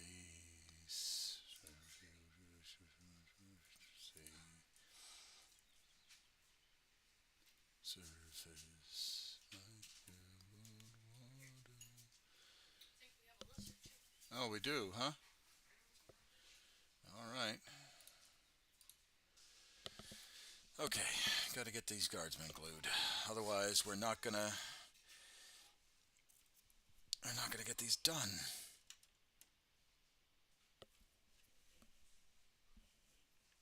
Okay. Now these are the hard part right here. The actual running model, the running models. Um, and uh, it's because they're awkward in how they're presented. So we got the standing ones done. Right. Now it's just the running ones that need to get finished. One, two, three, four, five, six, seven, eight, nine, and 10. Okay. All right. Let's see if we dork this up.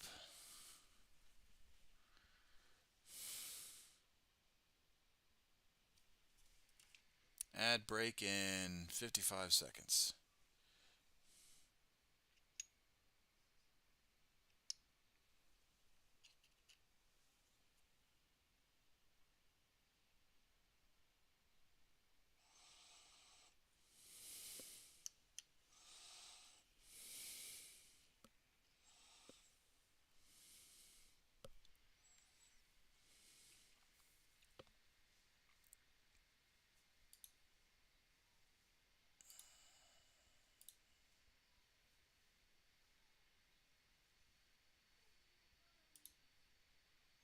Alrighty.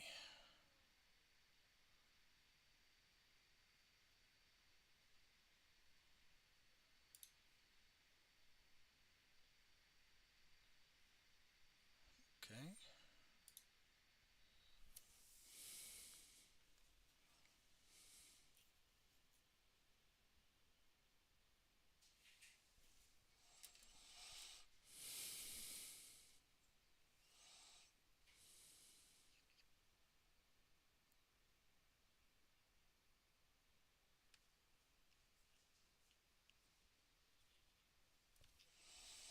So far, so good.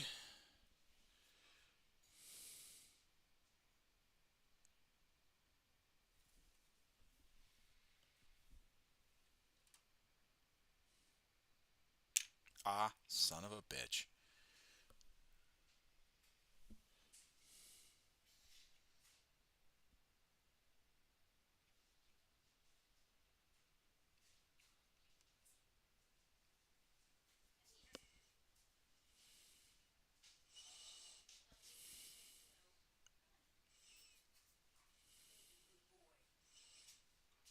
Did he find a critter?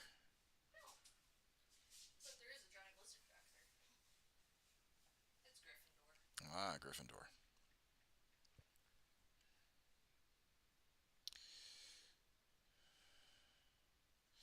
We have a large desert skink that we have. What was that? Okay, sorry. It's just a weird noise. We have a large desert skink at our house. It's a whiptail skink, and it is called Gryffindor because it is massive.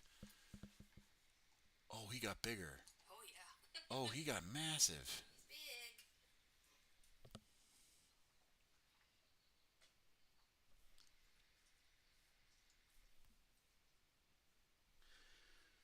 He used to be that big. Now he's like that big.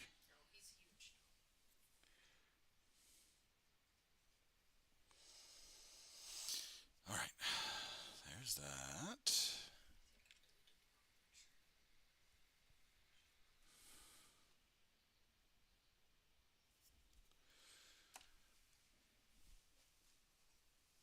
When she sends it to me, I will show it.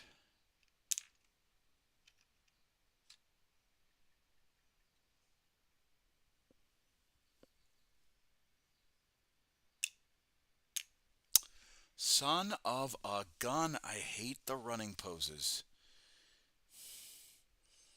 They are really, really hard to stabilize and glue.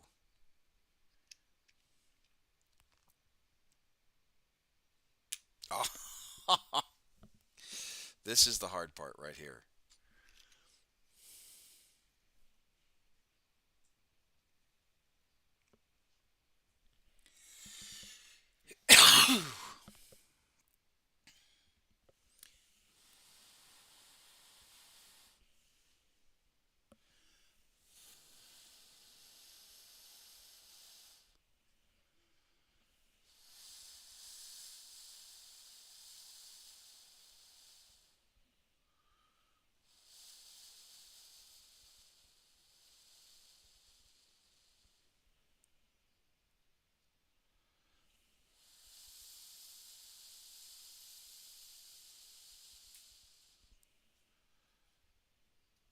Oh my god.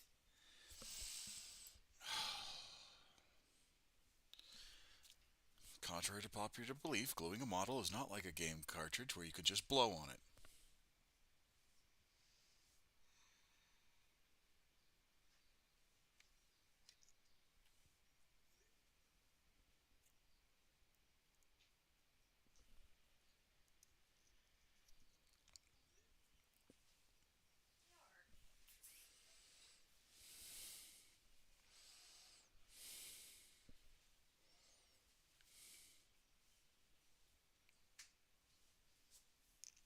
Oh, you saw that. I had it.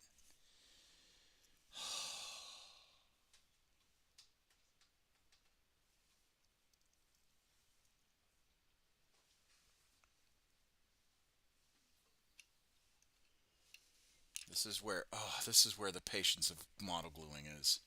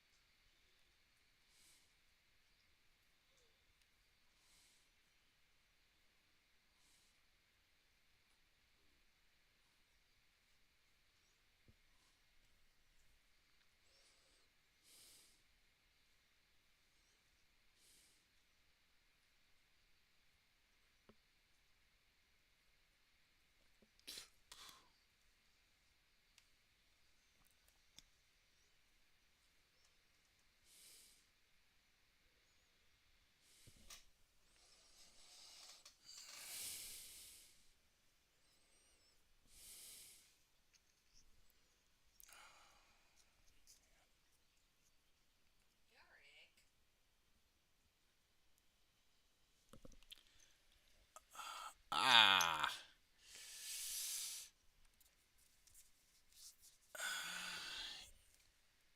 Yep, and I'm going to ban you because you're a bot. Thank you.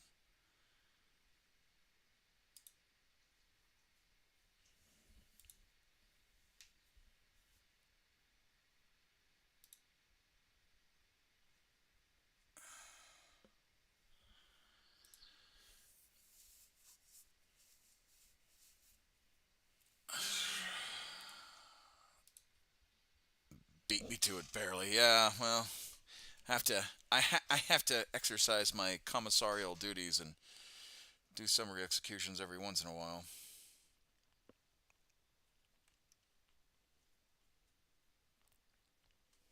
There we go. All right, stay. Please, for the love of God, stay. My hands are locking up.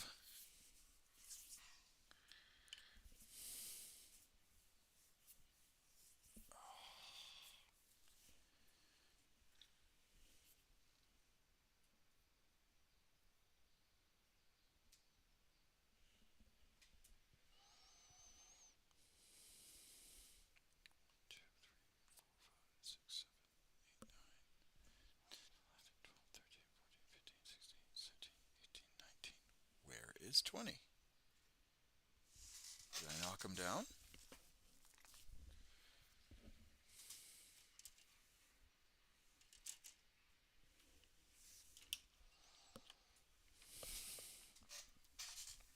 I did.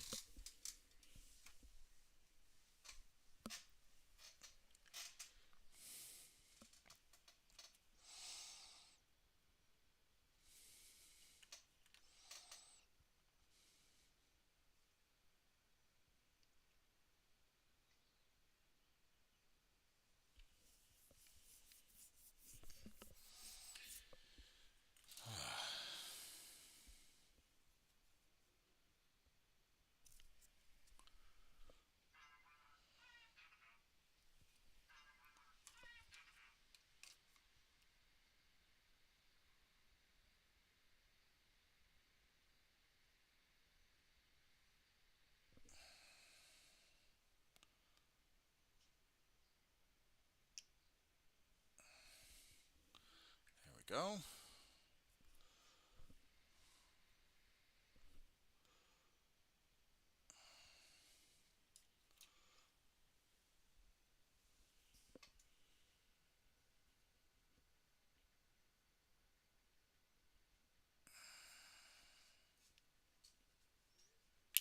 Ah ha ha. Oh man, this is the hard part right here.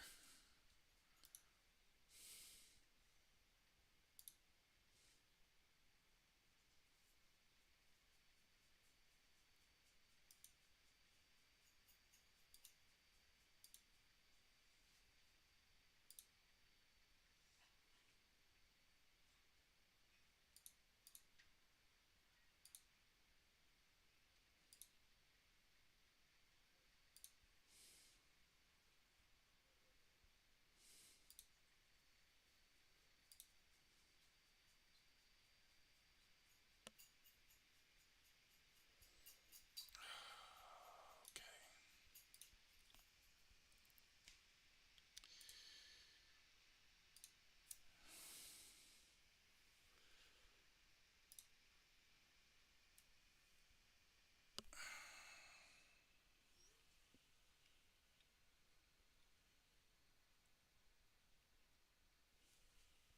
Okay.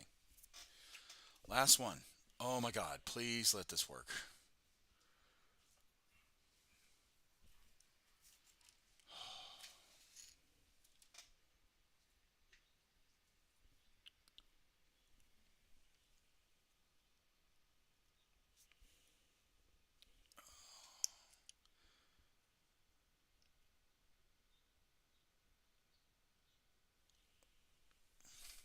There we go. Whoo! I got 2 bases left over, which is great. Just put it over here with the other bases. Oh my lord, that was nerve-wracking. So now we've got all 20 guardsmen on bases. We'll do these guys next.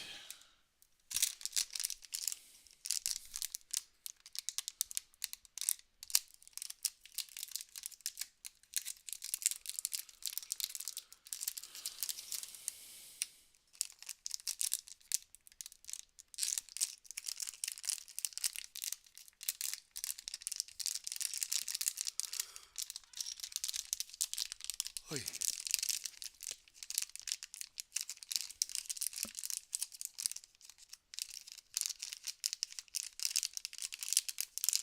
Come on. So the reason why these are on different size bases is because they're considered character bases.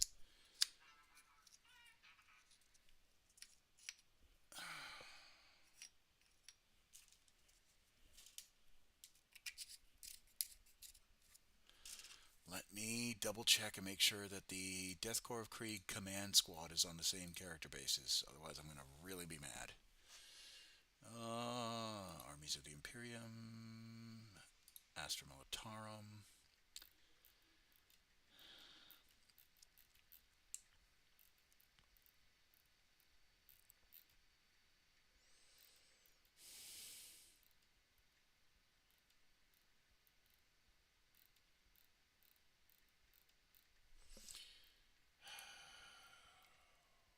Infantry Command Squad. Oh, maybe they're not on the same basis. Hold on.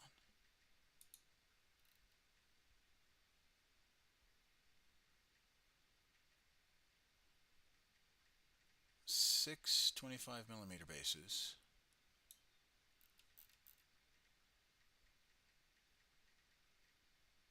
One, two, three, four, five, six. Oh, okay. And one 32mm base.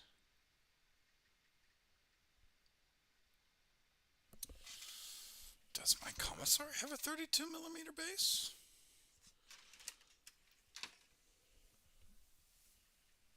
Oh.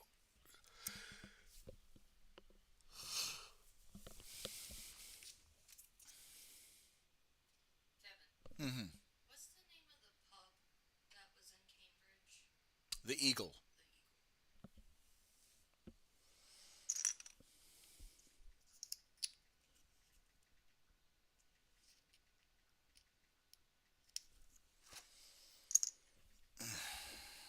Uh-huh.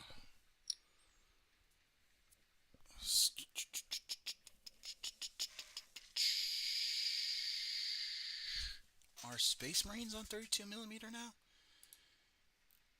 Or hold on, let's do the Cadian Command Squad.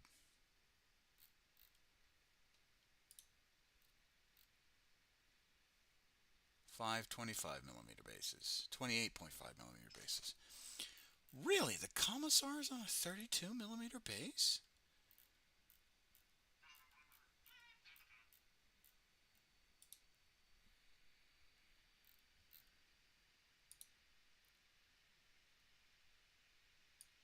.28mm.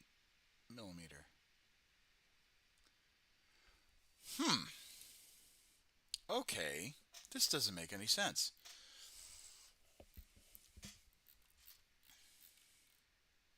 Alright, I'm going to share my confusion with you guys. Because I don't think these guys were packaged correctly.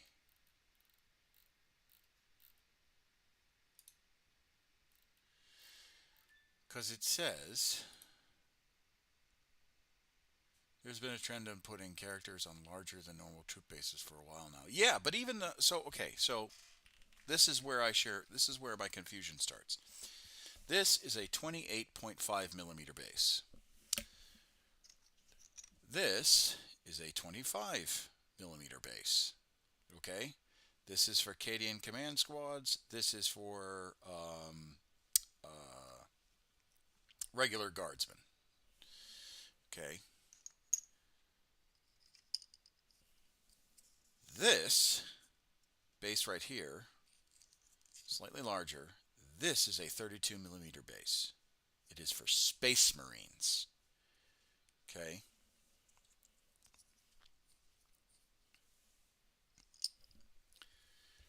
And when we read what it comprises of 6 25mm bases and then one 32mm base. But if you look at the Cadian, I usually end up getting a caliper to make sure that I'm right base size for those things, because I don't know about you, but my bases don't take long to getting mixed up. Oh, that I'm honestly, that's been one of my hard struggles, is getting the right bases.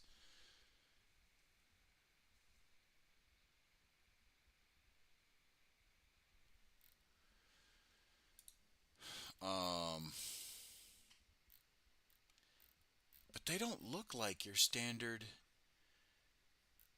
Because, like I said, the Cadian Command Squad is a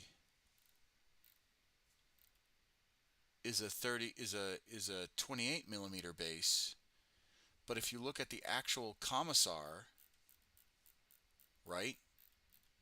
If you look at the Commissar, the standard Commissar, it says it comes with a 25.8mm base. So I'm just like, I need help.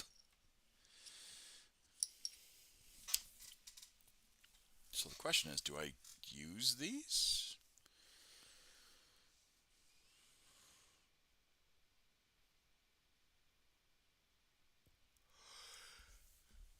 I really. Oh, excuse me. I really don't want to screw this up.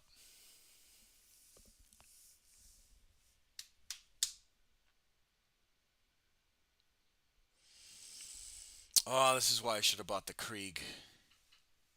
You can actually send the question to Games Workshop customer support. I know, but it would take them at least a few days to get back to me. I guess I can spray them without the bases on.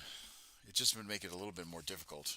We can move on to the other stuff, like the gun carriage.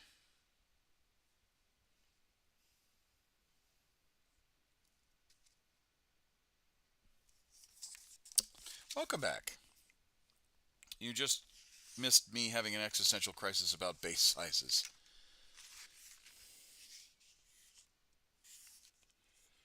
But Commissar, why do you have a crisis? It's because I want it to be correct the first time.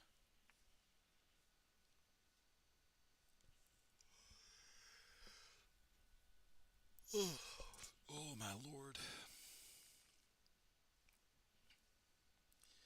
The missile is getting tired. The missile is EPCP.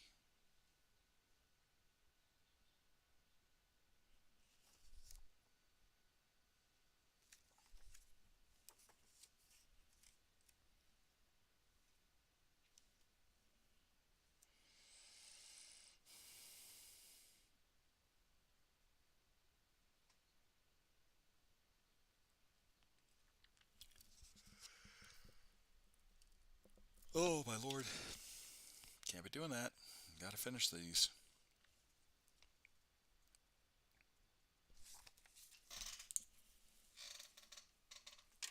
Alright, let's get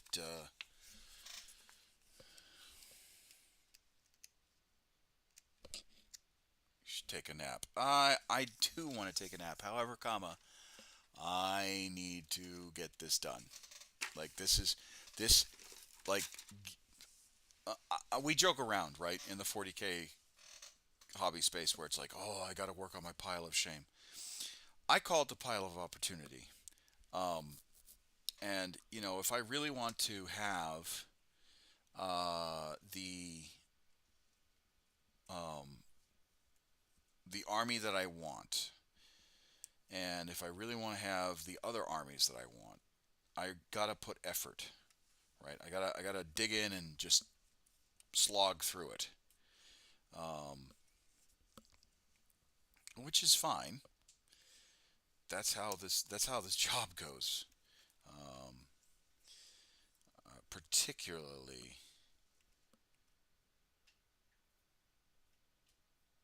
when you're doing stuff for like the hobby and whatnot.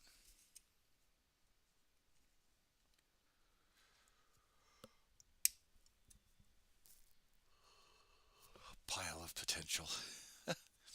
There's always tomorrow. Sleep is more important. Unfortunately, tomorrow is training day, so I won't be online.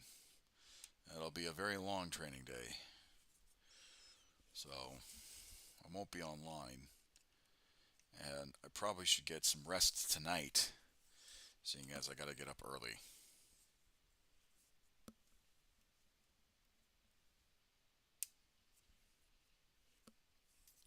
So I won't be filming tonight, much as I want to.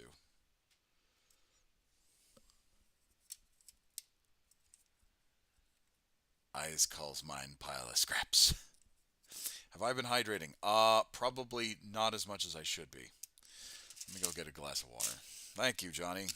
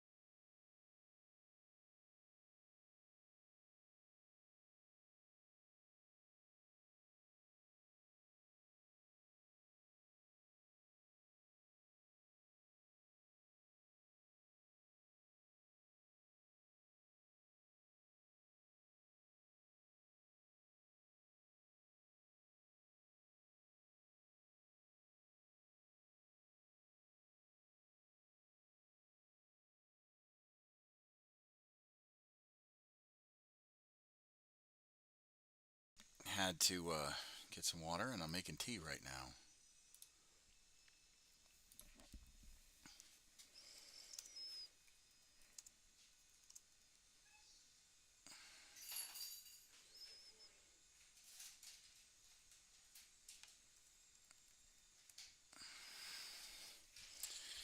Okay.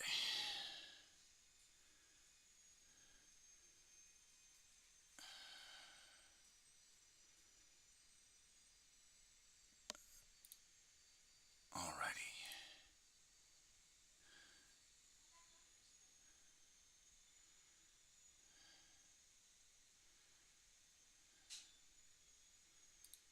Okay, there's that.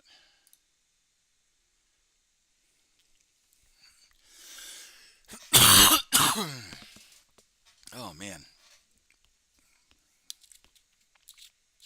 I shall not know defeat. I shall finish these guardsmen.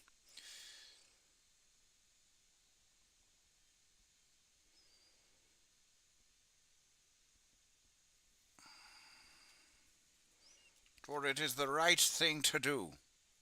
By the way, rest well, Crocamo. Quackamo.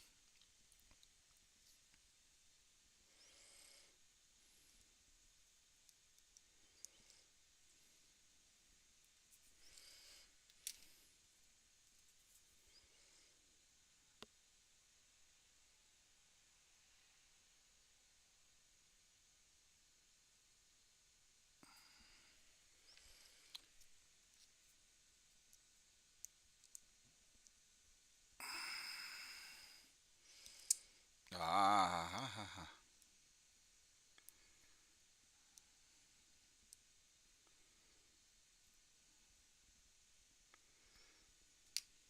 There we go.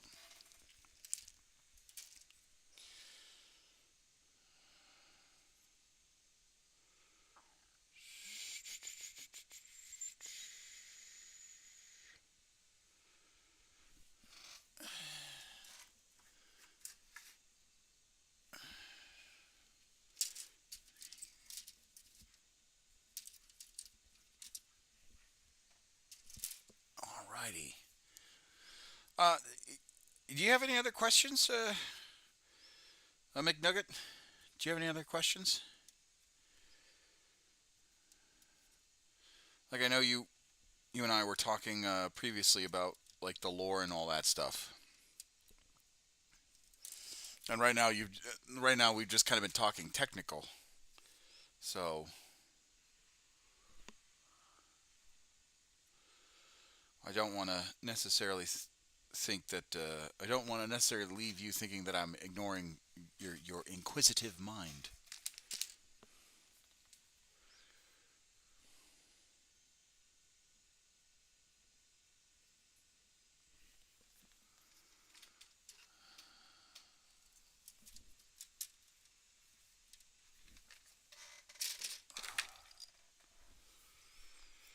All right, wheels footpad.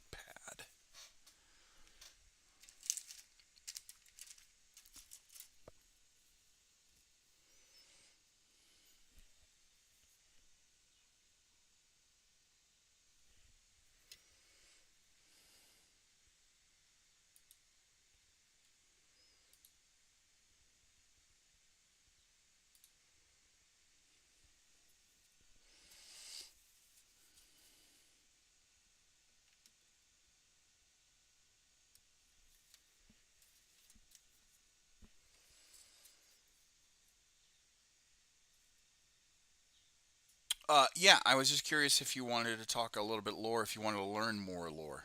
That's all.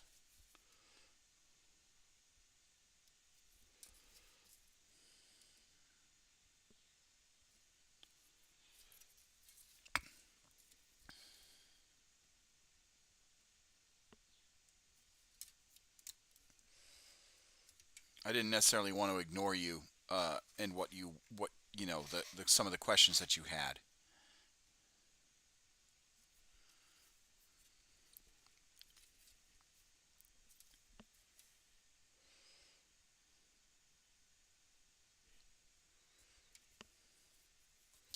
What's the faction that I am making? The Imperial Guard, or Astra Militarum, as Games Workshop has now trademarked them.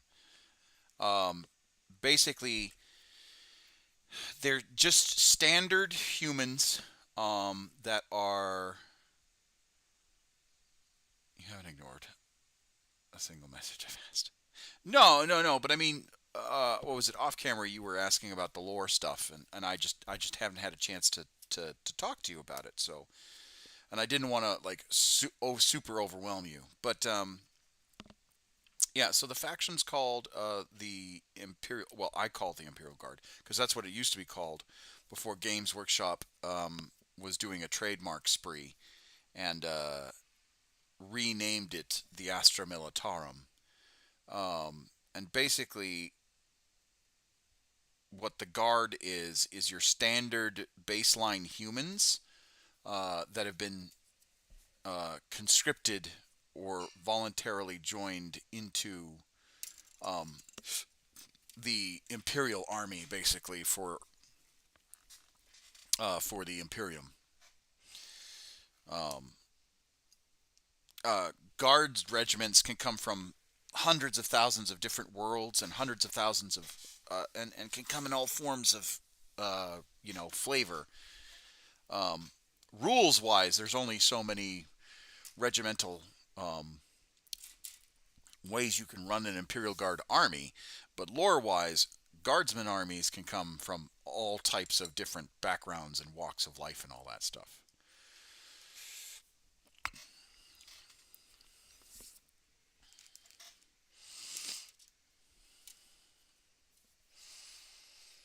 But they're basically your standard baseline human without becoming space marines. There are some guard regiments that do experiment with some transhuman gene therapy and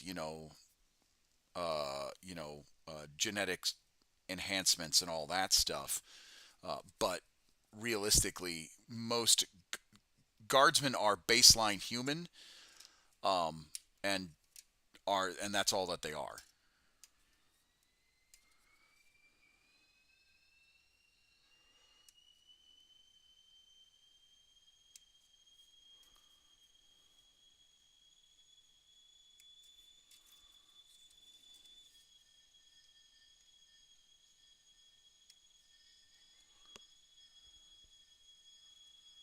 How come you choose to focus on humans versus the other types? Uh, what was like your? Yep, the kettle is boiling. I gotta go get it.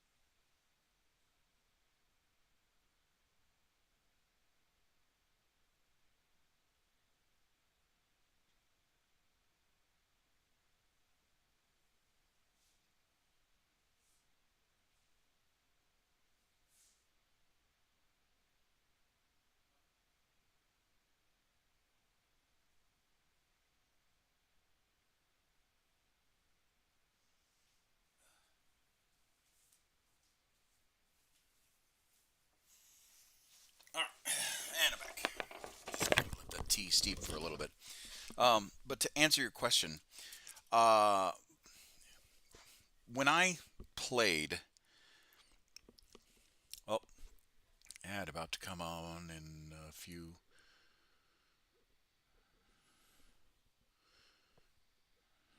Yeah, ad's about to kick on. So, um, when I started playing 40K, there was only a handful of factions, right? There was Chaos, Space Marines. There was regular Space Marines.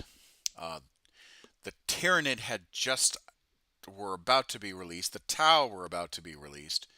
Yeah, the Eldar, the Dark Eldar, the Orcs, and the Necrons were about to be released. So really, it was a very small roster of factions to choose from, and the the idea of just guardsmen, standing against, the monstrosities of oh, damn it, I dork that up. Let me clean that up before I do anything else. Standing against the monstrosities of, chaos and orcs and, just be regular everyday guardsmen, just your baseline humans, fighting for, their hearth and their home. I enjoyed that immensely. I really did. Um, there's something kind of in my mind, beautifully symmetrical, about a, like your standard human just holding the line, as it were. Um, Papa Nurgle blesses all. Papa knows the way. Tinkles. Um, phew. So I enjoy like the average guardsman, or the like it's nothing but their lost gun, basically, that keeps the darkness at bay. And it is in meaning you could feel that you can relate to it, and that's why you like it. I mean, yeah. I mean, you know, Space Marines are, the firstborn Space Marines are 8 foot tall giants that have multiple organs crammed into their body. Um, their gene stock comes from a Primarch that has been genetically made for a specific purpose in the Emperor's Imperium, um, and is considered one of the finest creations the Emperor ever did before the Primarchs were dispersed by the Chaos Gods. Um, and you know, but it's not just the 8 foot tall man. Yeah. They're like the Space Marine. A baseline firstborn Space Marine is 8 feet tall, and that is a baseline firstborn. The Primaris Marines, the new Marines that came out back in 2018, are, I think they said they were like 9 feet tall or 10 feet tall, something like that. They were close to Primarch size, or like they were closer to the in height to their Primarchs. Um, Gilliman, as I want to say, he's around 12 to 13. Like he's pretty tall.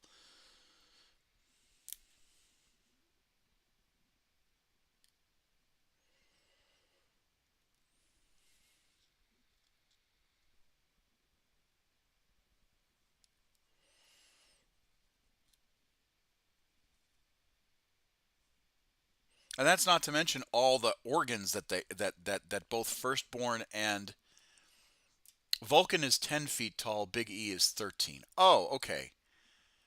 All right, sorry. So Gilliman's probably Gilliman's probably 10 foot. thought the Emperor was bigger. I thought the Emperor was like 15 or 20. Like it's like almost the size of a dreadnought.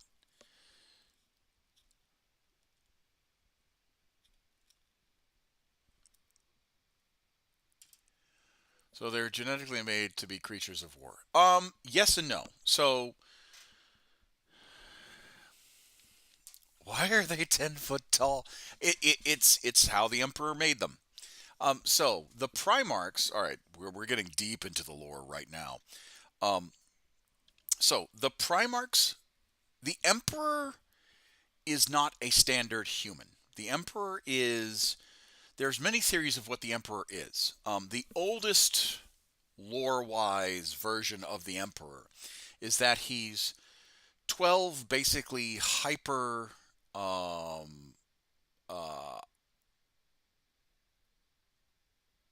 the Emperor is basically 12 hyper sensitive psychers that were like old shaman back uh, before like really the like the Babylonian Empire.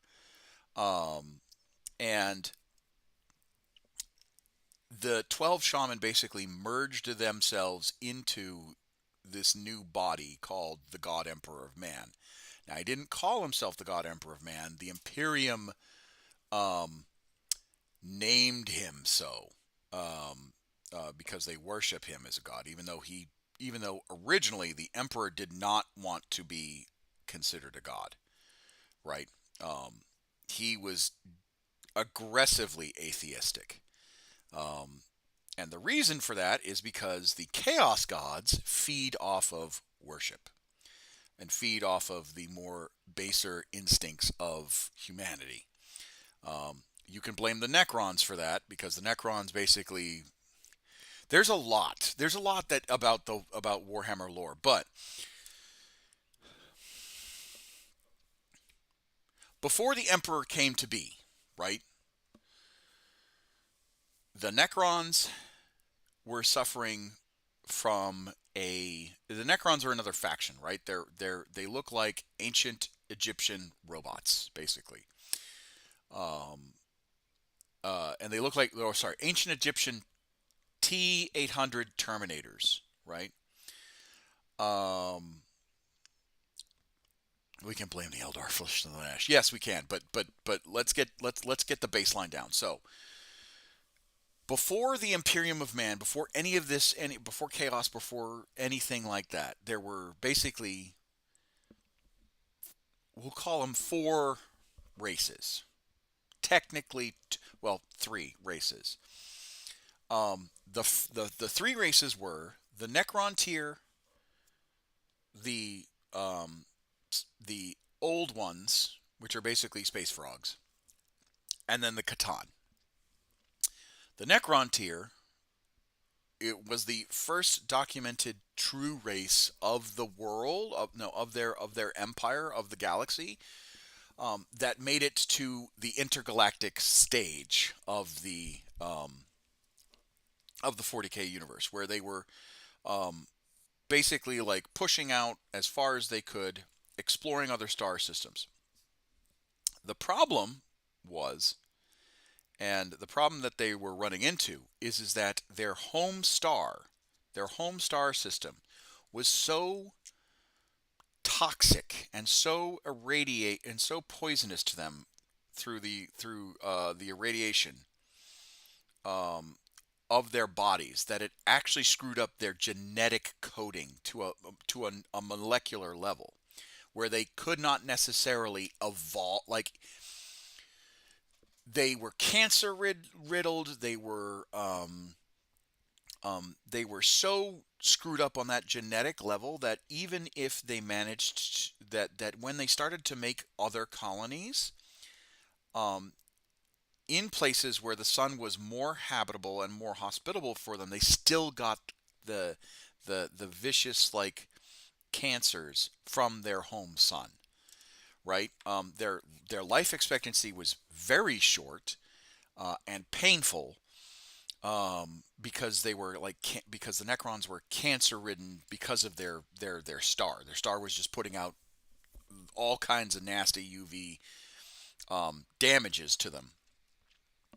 So um, that's why the Necron tier um, uh, really hate the old ones, because when they discovered the old ones, they were like, "Oh, you guys have been living forever. You guys are basically almost gods. You're literally creating life."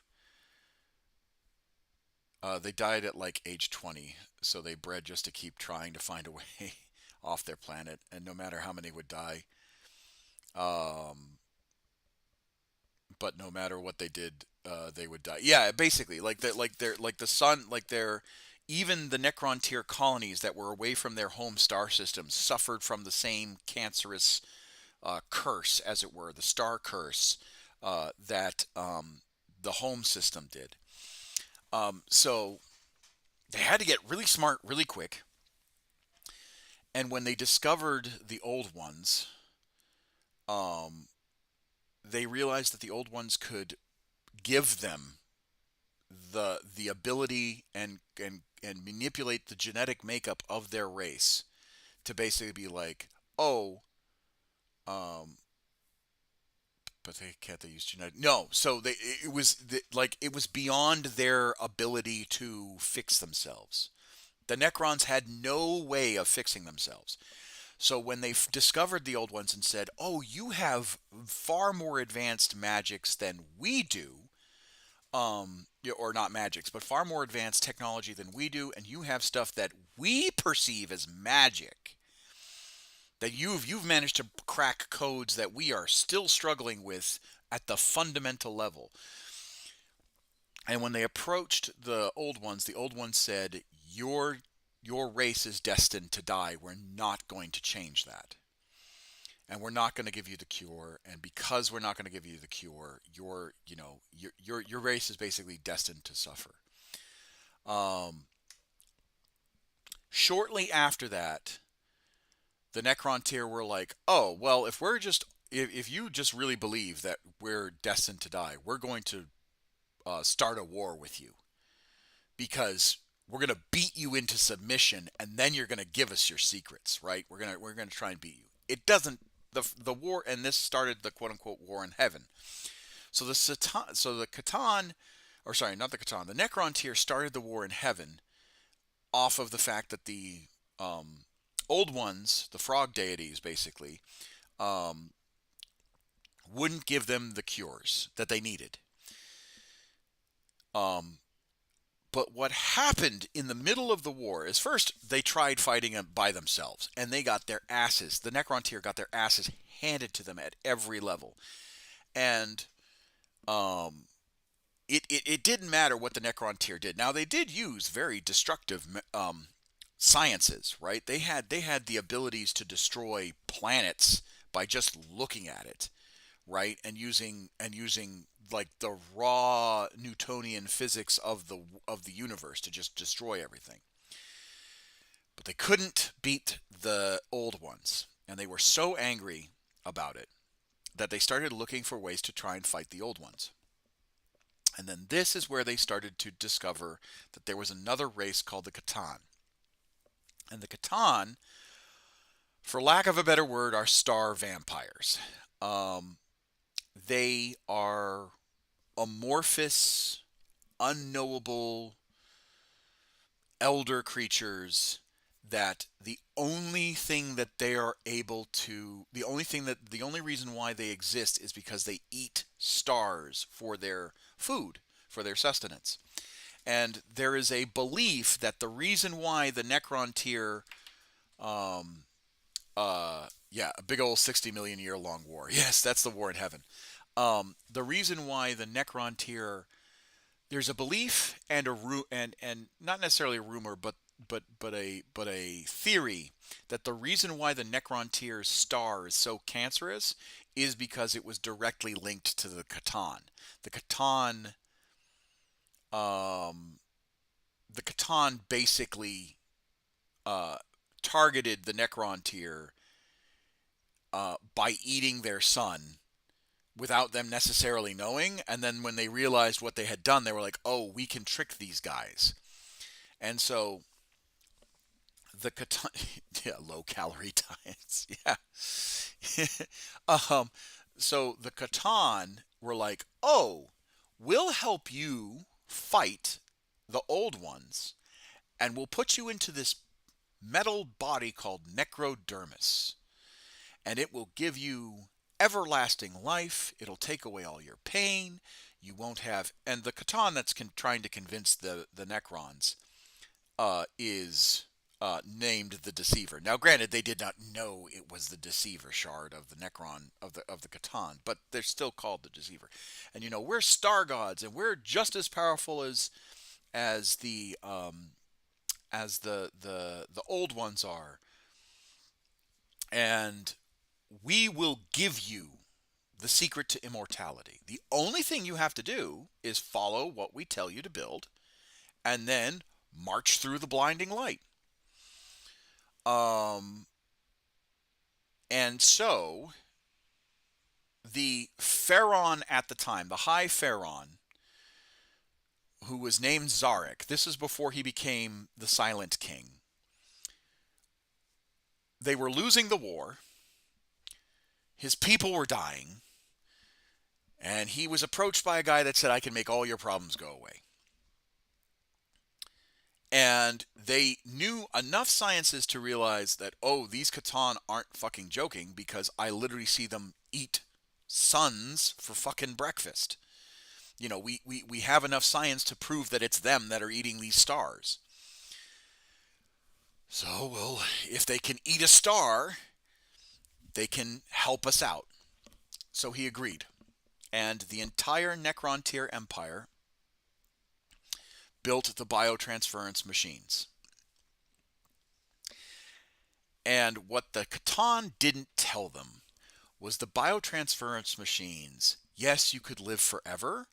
However, unless you were, um,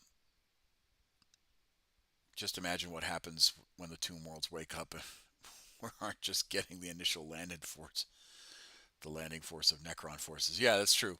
And so basically what happened was the Catan, uh, um, what the Catan didn't tell them was biotransference strips your soul away.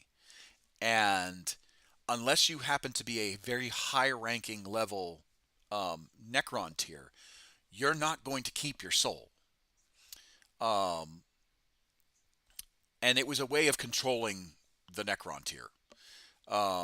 So they tricked them into giving up their soul. They marched through the biotransference, and Zark was the first one to go through. And he realized as soon as he stepped through, he realized what he had done wrong. And he was like, oh my God, I fucked up. Right? Who needs a soul anyway? Well, in 40K, you actually kind of do. You actually kind of do need a soul. Um, so Zarek realizes he's been tricked, uh, but he's got a war that he's got to fight, and he has to fight this war, because if he doesn't, the Catan are just going to continually eat Necron tier souls, or they're going to turn the Necron tier into basically mindless slaves. This is where the flayed ones come into play. Yeah, the destroyer, the flayed virus. I'm not familiar as much with the flayed ones, but I do know that it was kind of like the first flayed ones were the ones that realized that they've been betrayed and they went insane. Um, and that's all I know about the flayed ones. So, but it wasn't just Zarek that realized that he'd been betrayed by the Necron tier. It was a lot of other people. Imric the Stormlord, um, uh, Trazyn the Infinite, Orkin the Divine, and a few other like big named Necron characters were there during initial biotransference, and they realized that they had been betrayed, and they were just like, "Oh hell no, we are not doing this." Um, and so what they did was, after they started beating um, the old ones, The old ones were on the back ropes. And so what they did was they chose two races, the Eldar and the Krorks. The Eldar were hyper psionic beings that they super evolved in order to fight the Necrons. And then the Krorks are the hyper evolved beings of the Orcs. And the Krorks were basically the muscle, while the Eldari were basically the brains of the operation. Um, the Krorks were 30-foot tall, green skinned psionic orcs, and the Eldari were just the Eldari. The average Eldari is, I think, 7 feet tall.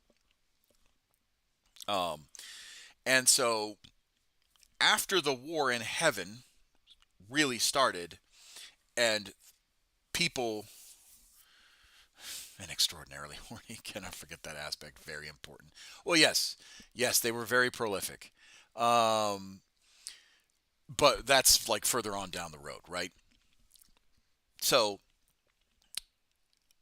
the war in heaven continued, and there was a lot of death being had, right? And underneath the 40K universe, there is a parallel universe called the Warp.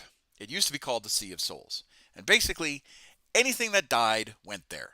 Okay, and it was just it wasn't heaven, it wasn't hell, it was just a place to chill, right? Your soul just went to the Sea of Souls, and there was nothing like good or bad intrinsically about the Sea of Souls. The problem was, oh no, I gotta catch the story on the recorded stream. Sorry, I gotta go because I gotta get up early. Oh well, get some rest. Get some rest. I'll finish this thought, and then we'll end it right soon because I still gotta build. Um, so you had the Sea of Souls. The problem with the Sea of Souls is that love stream. Thanks for answering my questions. Oh, of course, of course. Thank you for joining. I appreciate you. Yep. Have a good day. Sleep well. The warp is his background. And drink your tea. Oh yes, my tea. Aha! Thank you for reminding me to drink my tea.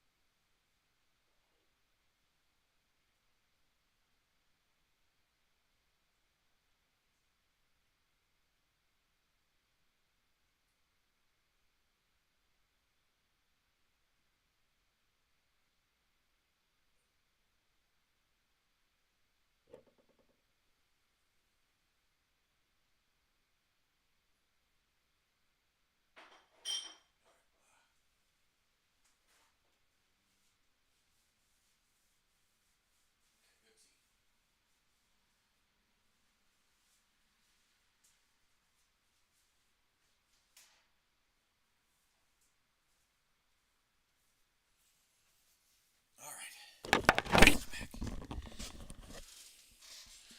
Okay.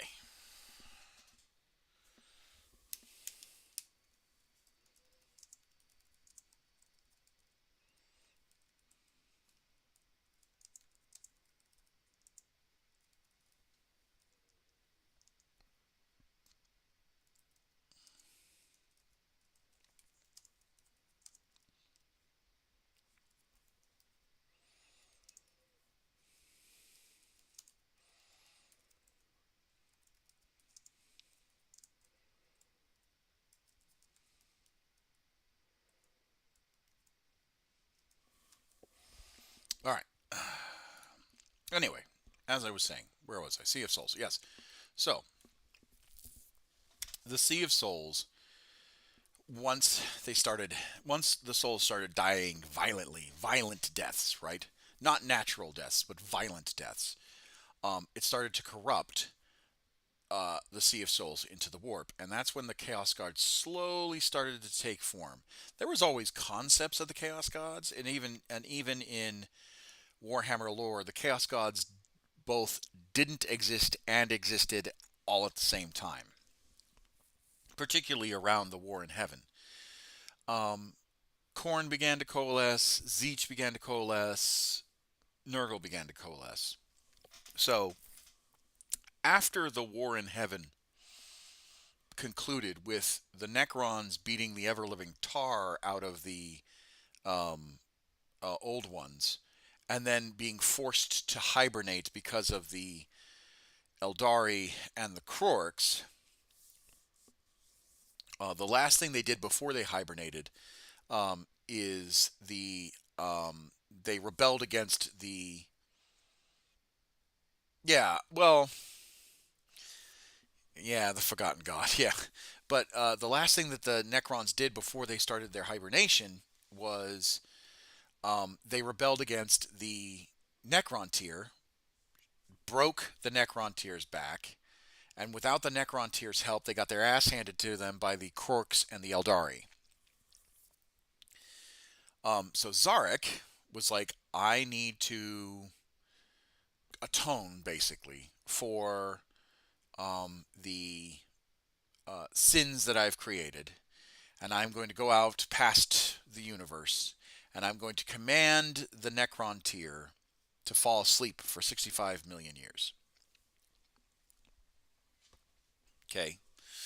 This is around the time that Earth basically became around the time that like man started like Malice is deep lore though.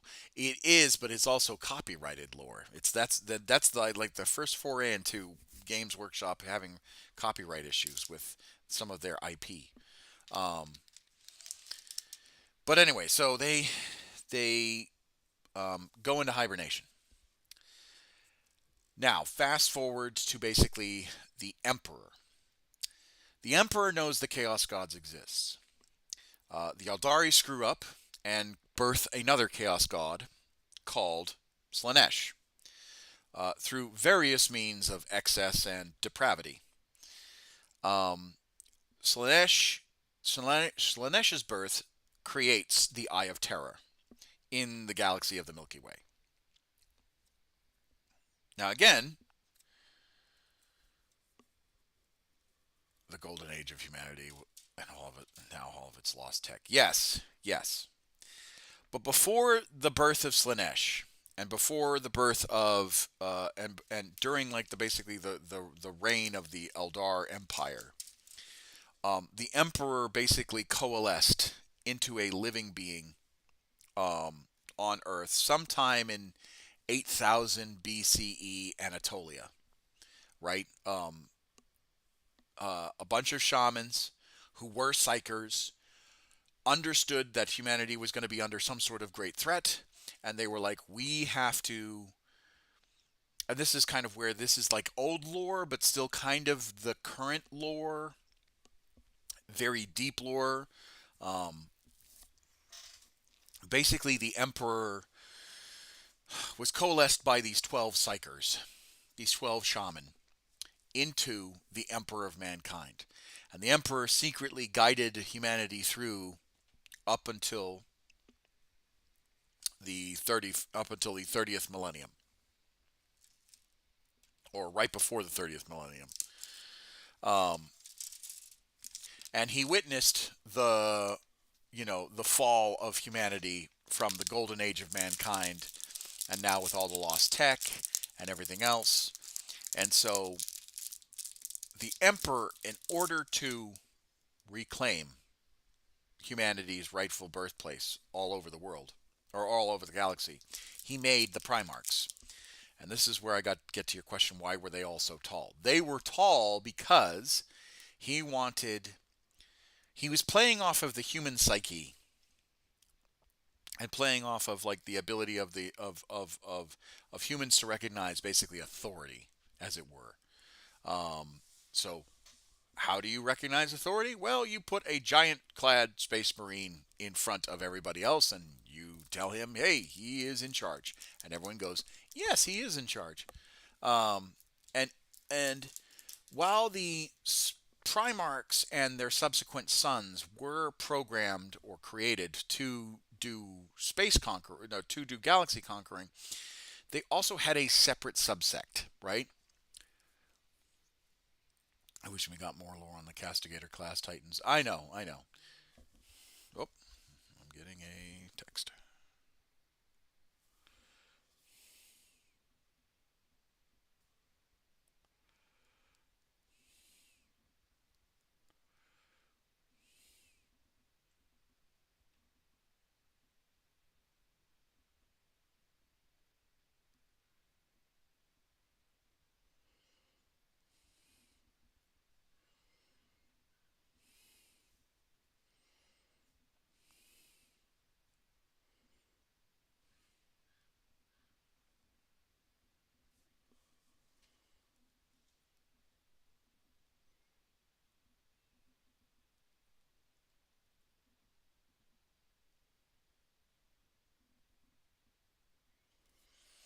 Anyway, so um the Primarchs were basically, and their sons were basically built for conquering. However, they were also built to run certain things. So, for example, Gilliman and his sons were supposed to be statesmen, right? Sanguinius and his sons were supposed to be, or sorry, Gilliman and his sons were supposed to run the administratum, um, but like all of the clerical stuff. Uh, Sanguinius and his sons were supposed to be like the face, the statesman, promoting art and culture and all that stuff. Um, um, the Magnus and his sons were supposed to be in charge of basically fueling the Golden Throne, as we know it. Motarian and his sons were supposed to be considered like the healers, along with Angron, which was really sad because Angron was supposed to be the empathic son, like he was supposed to understand and take people's pain and internalize it. Not internalize it, but give people a place of comfort before he got his brain carved up by the butcher's knives. Um, the Lion was supposed to be considered part of like the judiciary, along with Russ was supposed to be also part of the judiciary, and then I can't think of who else. I can't think of who else was um like what else the other sons were. I think Logar was supposed to be like a records keeper, but like or no, Logar was supposed to always be expanding.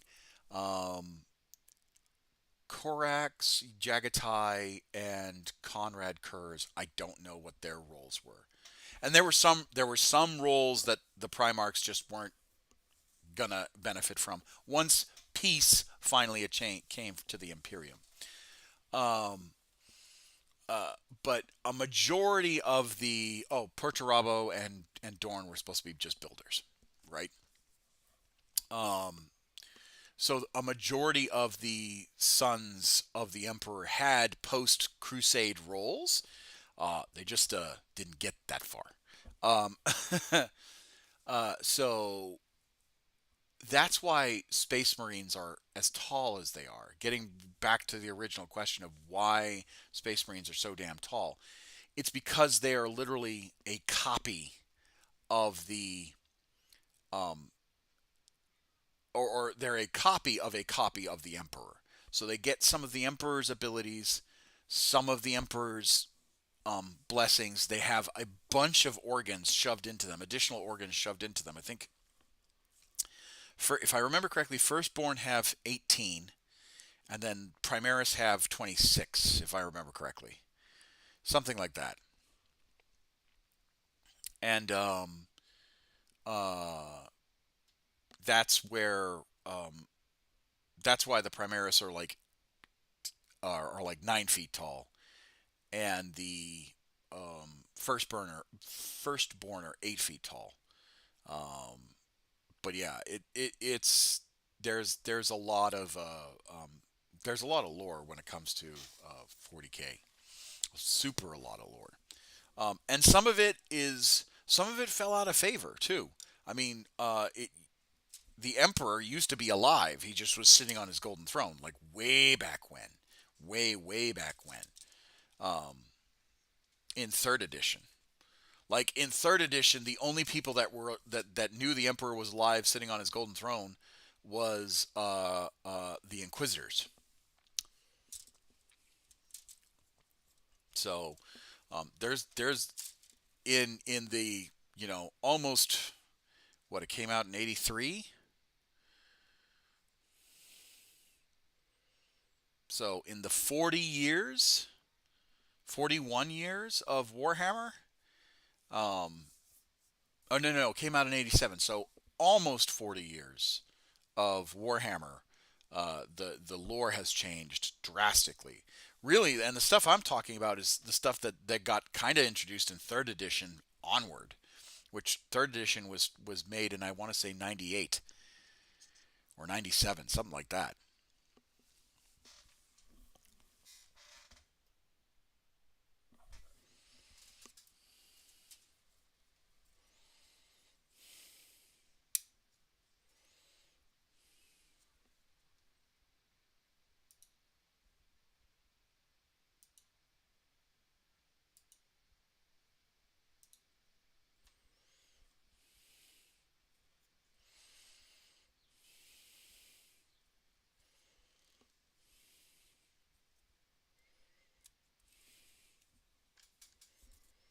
But anyway, Tinkle, what do you how have you been, man?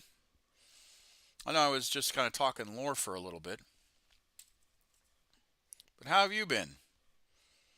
Been a while since we've had a chat.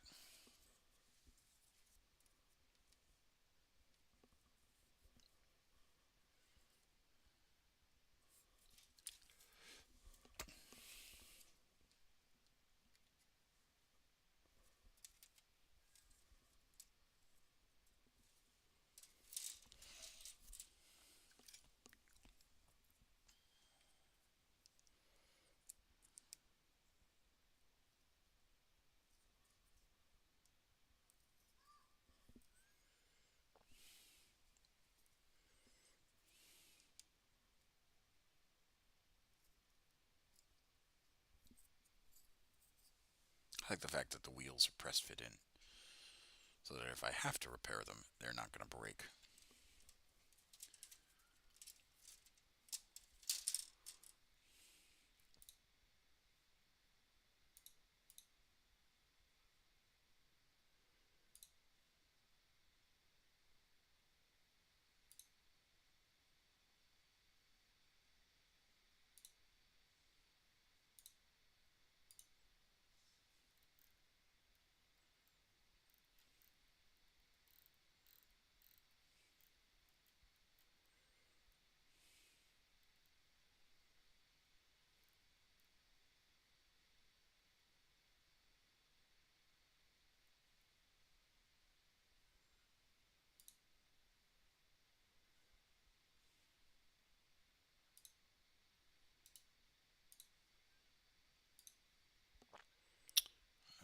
Let's see.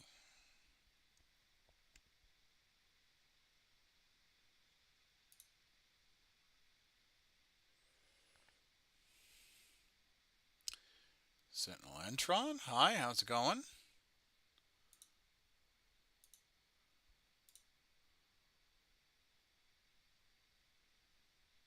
In Neville, how are you?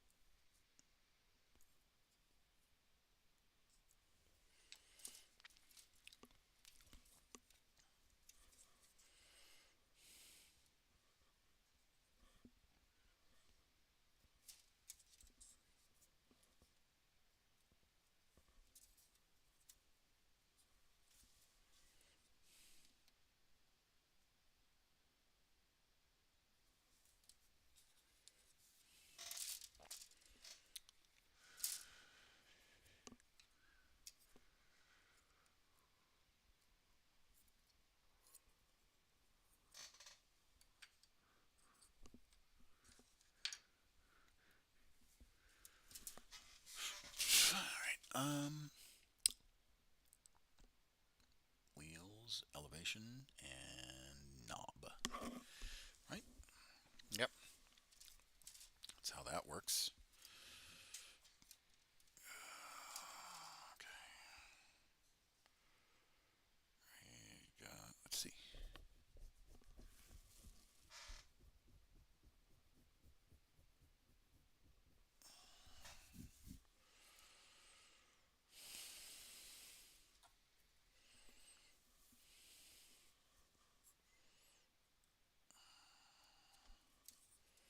I can't wait to prime all these. And as far as like the bases go, worst case scenario, I just build a base.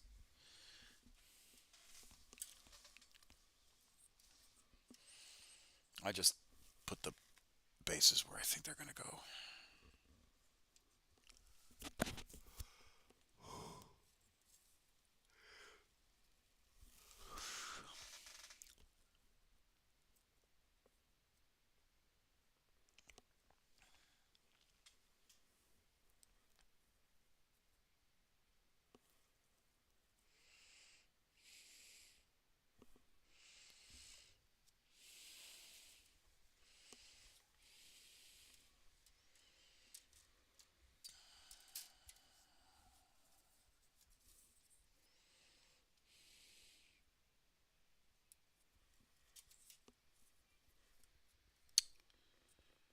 Probably going to call it here in the next few minutes, and maybe the next 30 minutes, because I am feeling kind of raggedy, and I do got work in the morning, so I should probably rest a little bit. Should.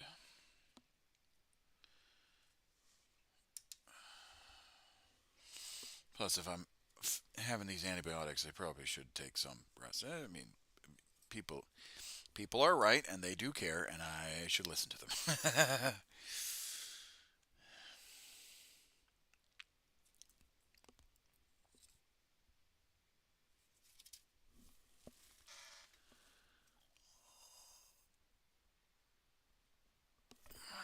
Let's do that and do that and roll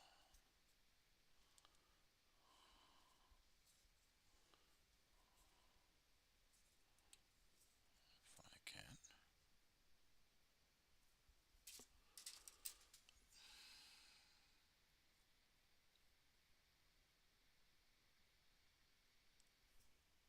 If I can. There we go.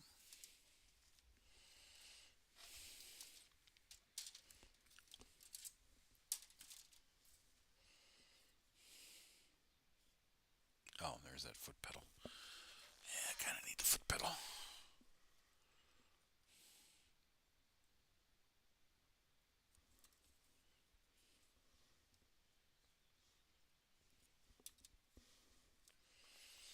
Put together the gun carriage, and hopefully that'll won't be as bad.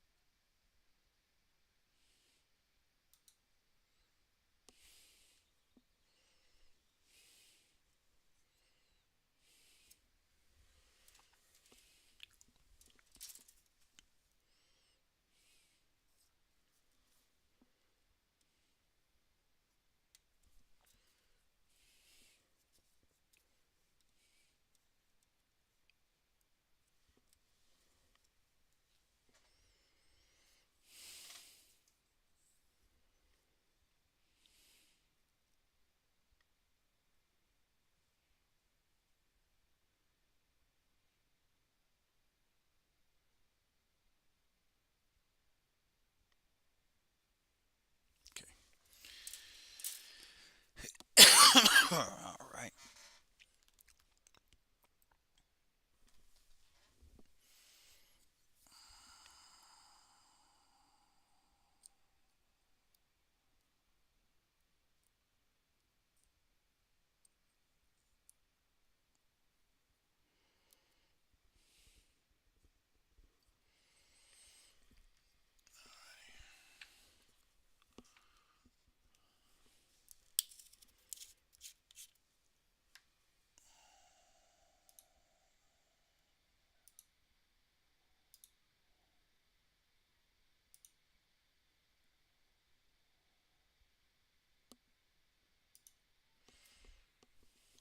Psst.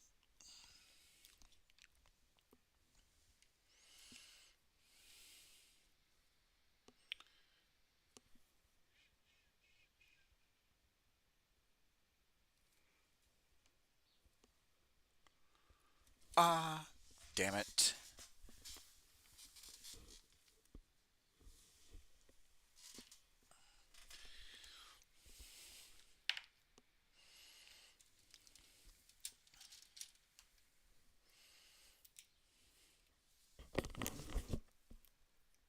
Let's try and get these done.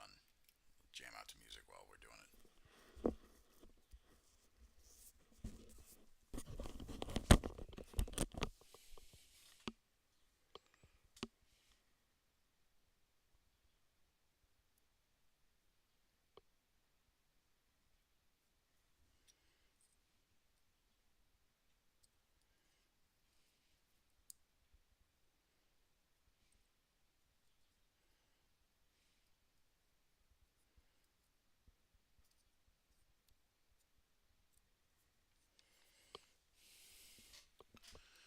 Oh,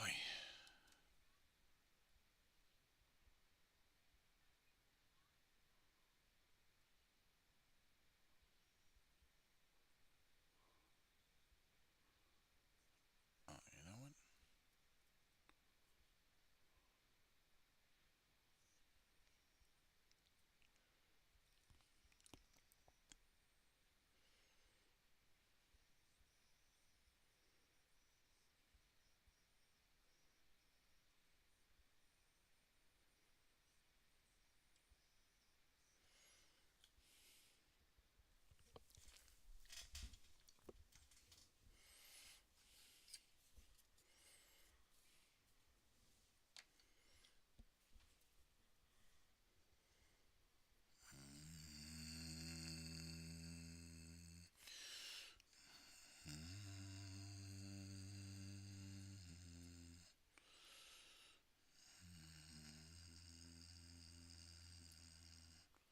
World was young, the mountains green, no scene had stung, the moon was seen.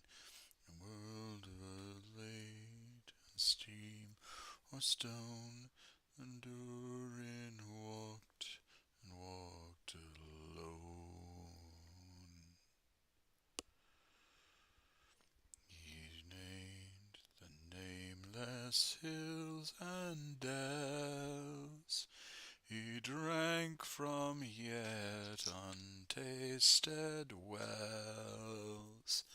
He sipped and looked in mirror and saw a crown of stars appear as gems upon the silver thread above shadows of his head. The world was fair, the mountains tall, in elder days before the fall. Mighty drinks in Nargothrond and Gondolin were now beyond. The western seas have passed away. The world was fair in Durin's day. A king he He was an carven throne in many pillared halls of stone, golden roof and silver floor, runes of power upon the door, it of sun and star and moon in shining lamps, still hewn, untimid by cloud, shade of light before forever fair and bright. Maron the anvil smote, the chisel of clove engraver wrote, forge was blade and bound was hilt, delver mined the mason built, barrow pearl and opal pale, metal wrought like fish's mail, buckler and corselet, axe and sword, shining spears were laid in hoard.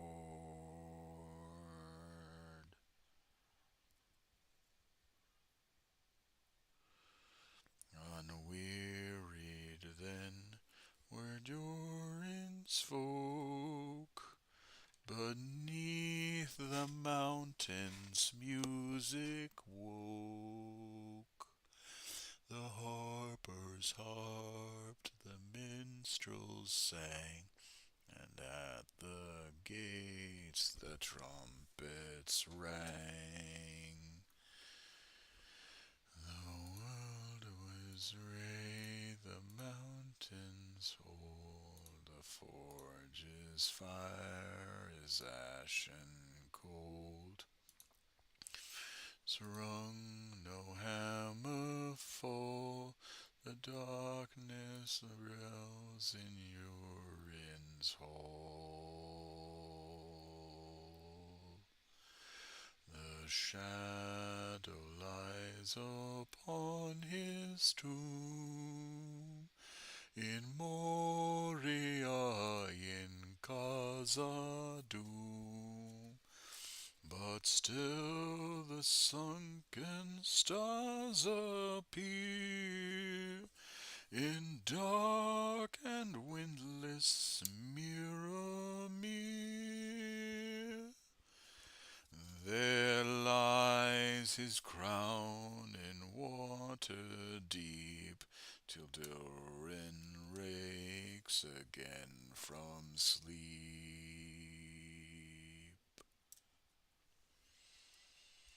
I do love that song. It's a good song.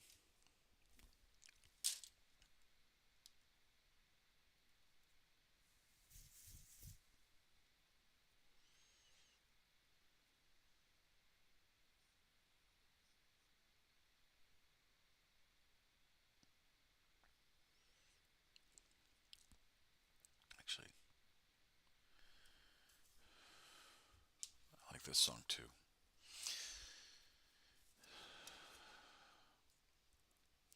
And I'd give up forever to touch you, 'cause I know that you feel me somehow.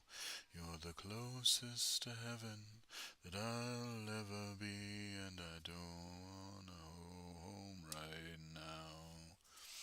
All I can taste is this moment, and all I can breathe is your life.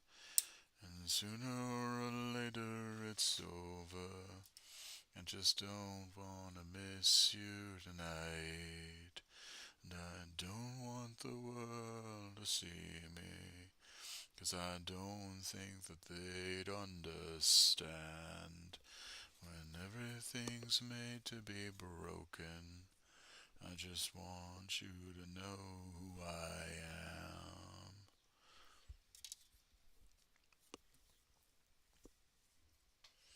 You can't fight the tears that ain't coming. Oh, the moment the truth in your lies.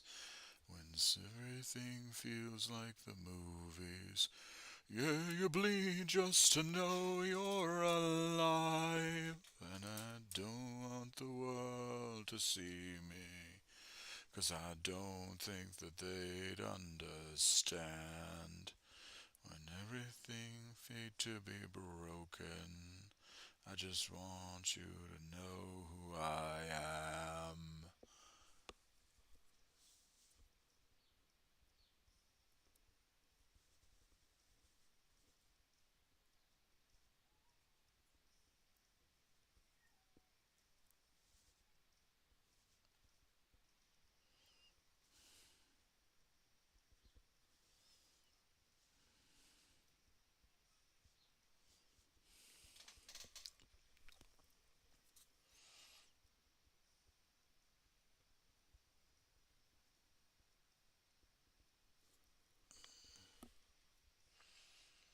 Background music? Oh, unfortunately, it's copyrighted, so I have to sing the music. I do like singing while I'm painting and building.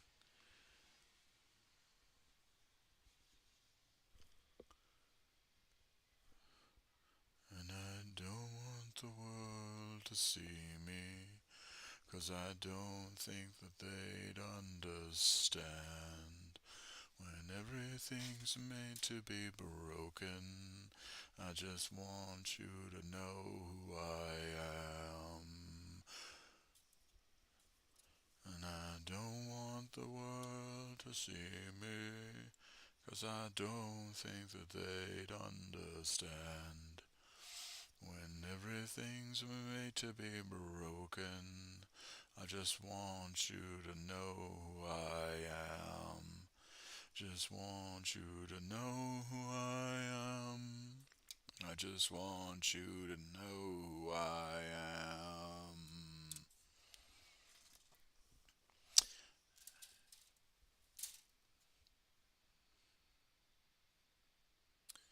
Yeah, I get you. I don't think anything would happen though. No, no, no. So like, if I want to, so okay. Sorry. Allow me to explain. I love the songs on my iPod. The problem is that if I play the songs on my iPod on the stream, they would copyright my ass to infinity. And um, the goal of me streaming to YouTube and to Twitch and Kick and Facebook is to try and get them monetized, not for my personal gain, but because if I can generate ad revenue, I can then donate it to charity because the Air Force pays for my bills. Um, and uh, that's the, I've always been very, very adamant about, if I ever was to become a big time streamer, you know, um, I would want to be able to use that ad revenue and all that stuff uh, to make life better for people because there's no point in having the means to help people if you if all you do is hoard it, right? It serves no purpose, right? If you have the means to truly help people out of a situation, out of a bad situation, whether it's through supporting your local community through, your taxes, or if you know that you can directly make someone's life better through those means, um, you should do it, right? That's my. Oh, thank you very much for the follow. That's my philosophy on on life.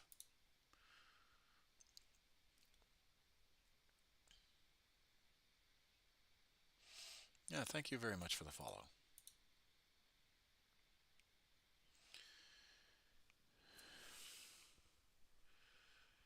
Makes sense.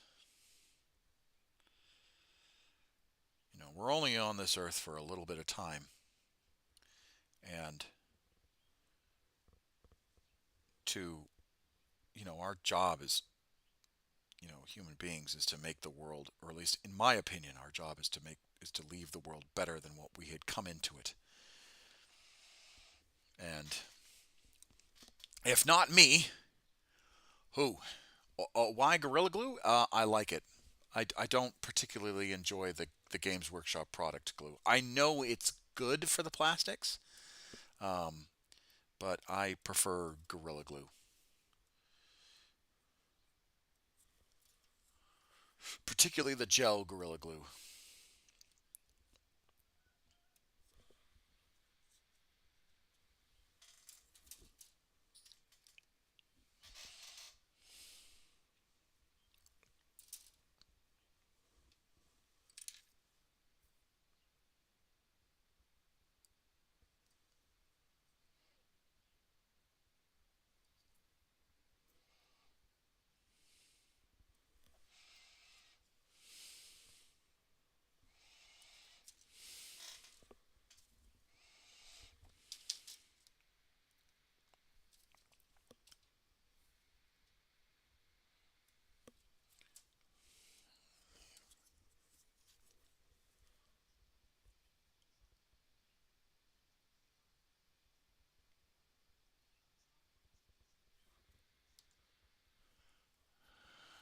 Oh no, GW glue is bad. I'd recommend Tamiya plastic cement, best glue.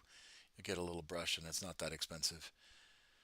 Though valid. No, one of my mods and channel members uses Tamiya. Uh, um, uh, Johnny Zed uses Tamiya. So Zed Proxy, he swears up and down by it. I don't use Tamiya because if I use Tamiya too much, I might fries my brain.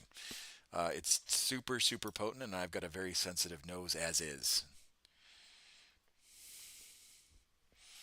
I don't want to be like, "Hey, Sergeant Hecht, how was your weekend? Oh, it was great, man. My brain's fucking holed up from all the glue fumes."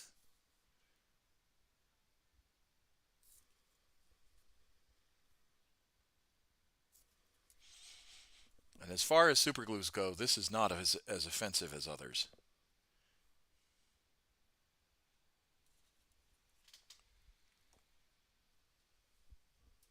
And yeah, it smells strong. It is strong. And their paints are strong too. My God, their paints are super, super potent.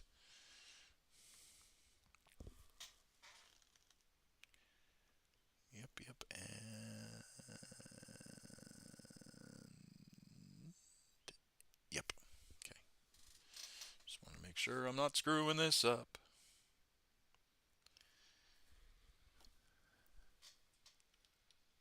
By the way, another guard player. Hell yeah. Well, I guard was my first army. Guard was my first army. I started Imperial Guard back in 2002, 2003. Back in third edition.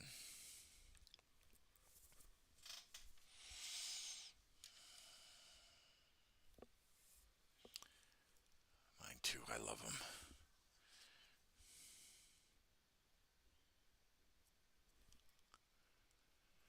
Well, hey, Yarrick.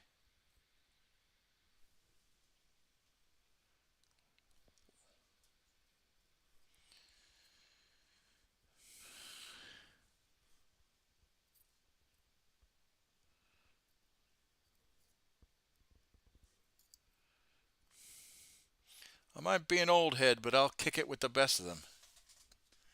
Do you still have them? Oh yeah. Oh yeah, I still have my old army. I never stopped collecting.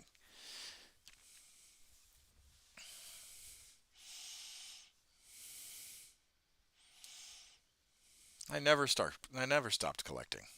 As a matter of fact, on my Discord, I did a family portrait of the models that I do have.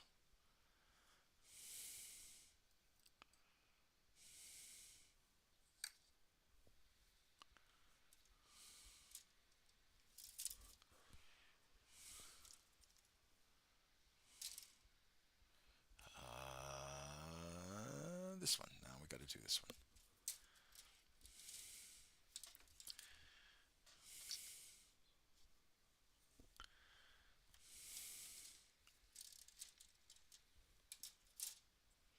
I'll take a look. Yep. Let me just do the Discord thing. If you didn't see the link already.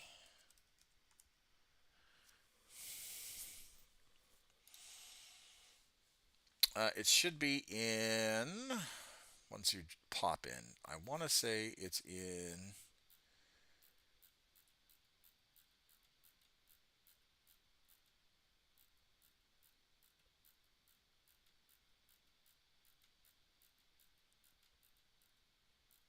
It is not in Community Vox. It is in. Is it in Alpha Primaris? It is not. Maybe it's in Art Gallery.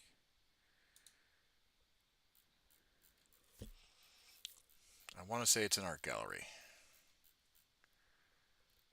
It is in Art Gallery. Yeah, if you go to Art Gallery and you scroll up to February, that's when I published the army as is. Not obviously reflecting these.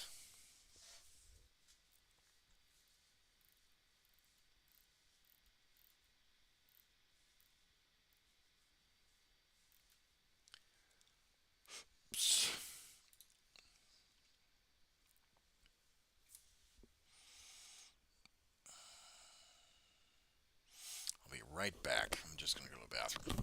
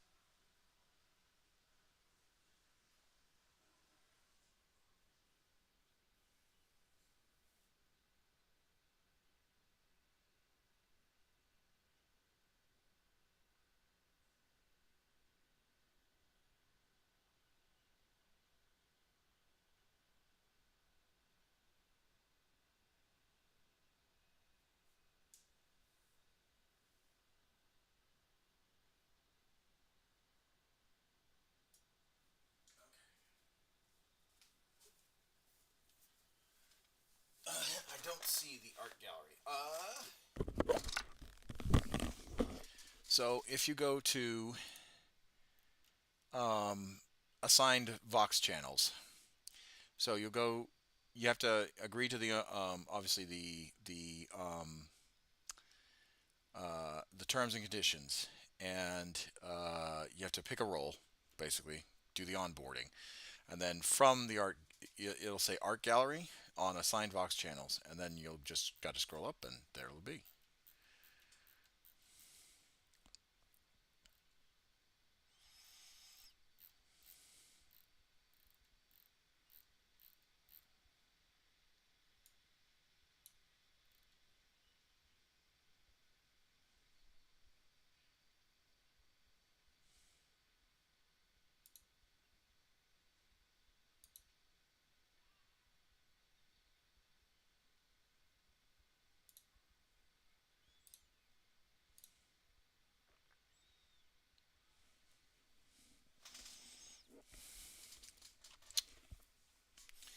Alrighty. I see.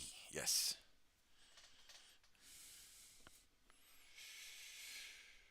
Like I said, go up to like February, and you'll see the oh, excuse me, the models I posted. Oh my lord, that was not pleasant.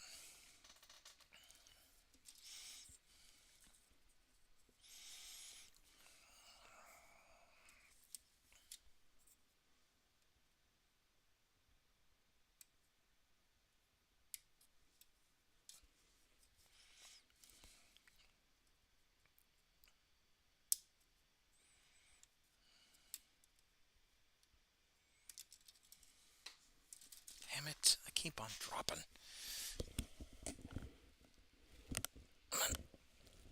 Here we go.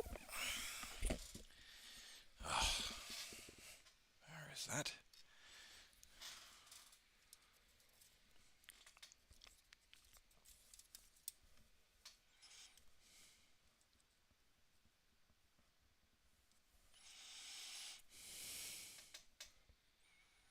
Damn, that's a lot of models.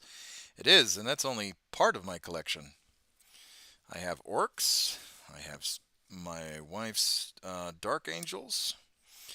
I have some Drukhari, and I have some Chaos Space Marines, and then of course all the start collecting boxes and all that stuff that I picked up along the way. Like I've got a lot of pile of opportunity. I have about 5,000 points of guard.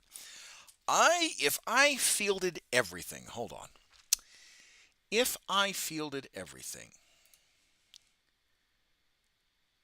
the way that it was supposed to be fielded, if I fielded everything, and I mean everything, we'll do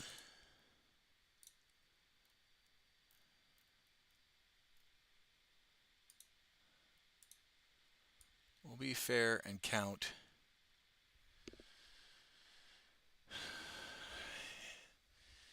so the I probably have 5,000, maybe even more than that in guard.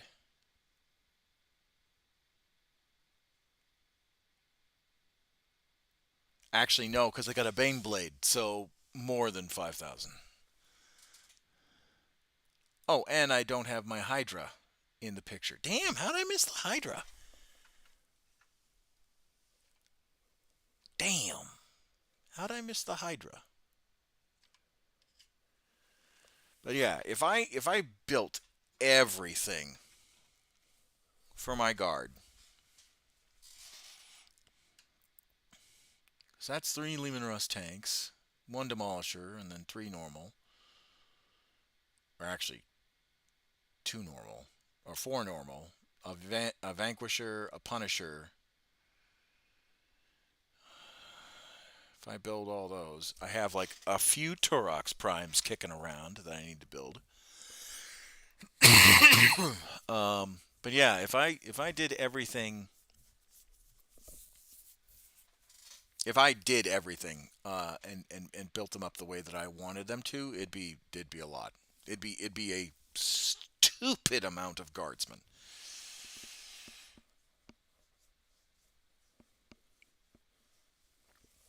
Like just a crazy amount of guardsmen.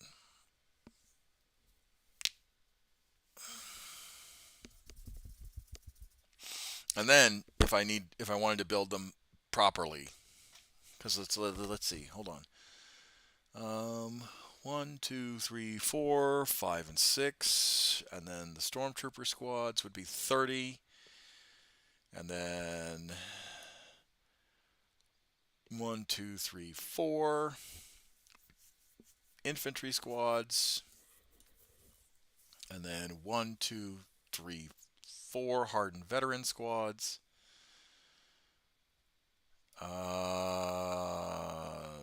And then, of course, those guys with the heavy weapons, which I got to finish those.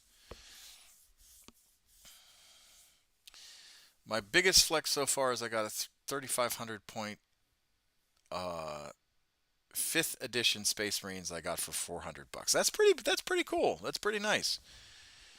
That's a nice deal. That was very generous of whoever gave that to you.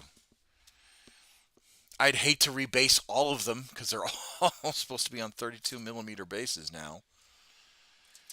That's the one thing I dislike about 40K is they force you to rebase everything. Oh my god.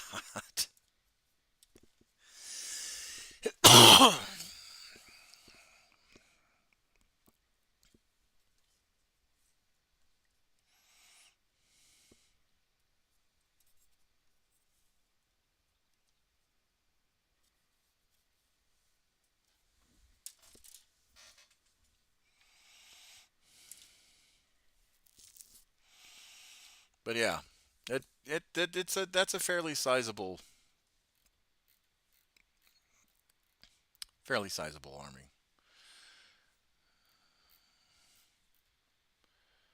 But yeah, I'm missing a in that picture. I'm missing a hellhound, a basilisk, and then three sentinels. Or now it's actually more like six sentinels or nine sentinels now with the new ones. But still, I make them as they were.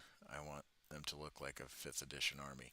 No, I know. I'm just saying, like, it's annoying that if you wanted to do like a tournament that they would force you to rebase everything, which is be a pain in the ass.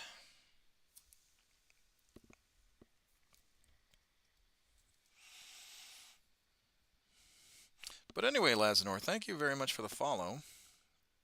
I am actually about to end the stream here shortly, as soon as I'm done with this artillery carriage. But the next stream will be probably Thursday night.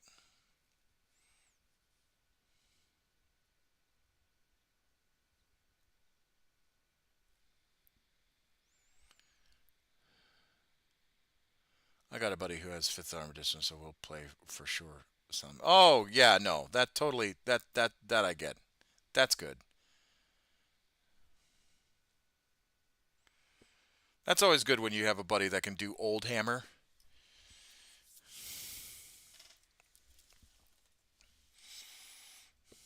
and you're not putting on airs. I think I still got my fifth edition codex somewhere.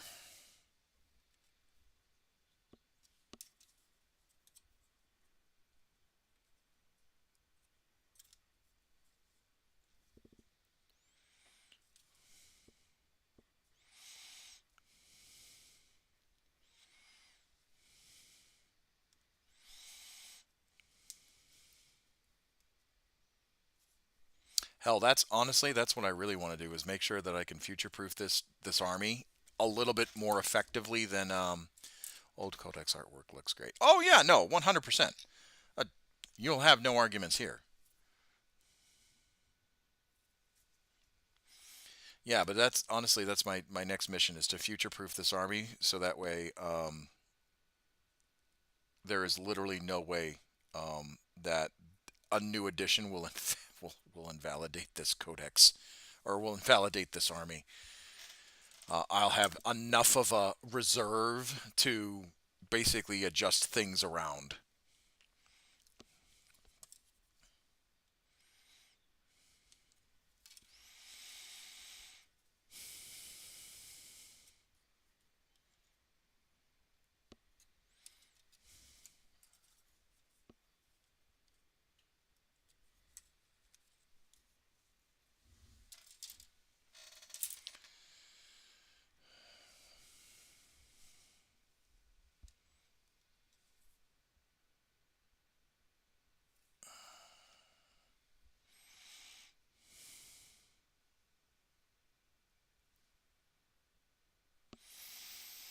And then my hope is, unless there's like new Imperial Guard kits that come out that are just absolutely banging, I have what I want, which is the army that I've been dreaming of for quite a while.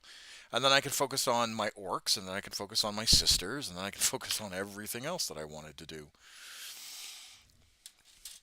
Because I have old sisters. I have an old sisters army that I bought from somebody when the sisters were like not even a thing anymore, which was quite a shame because I do like their codex and all that stuff.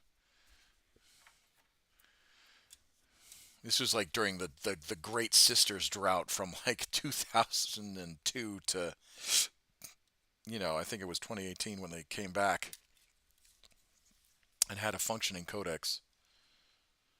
And 2019, I think, was when they had their plastics introduced.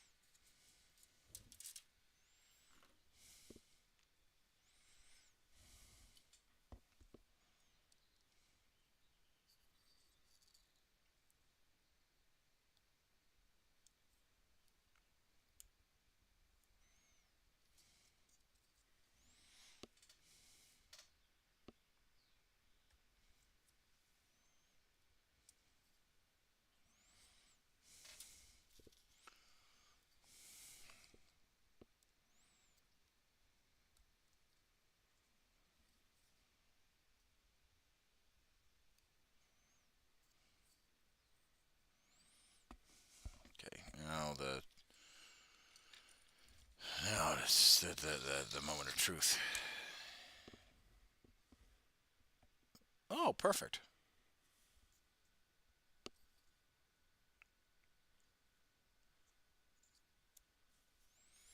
It's exactly what I wanted.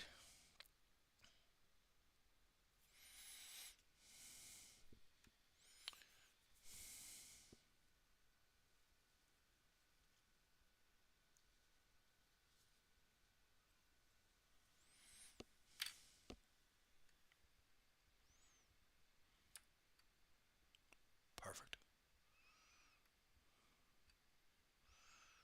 Ah, good.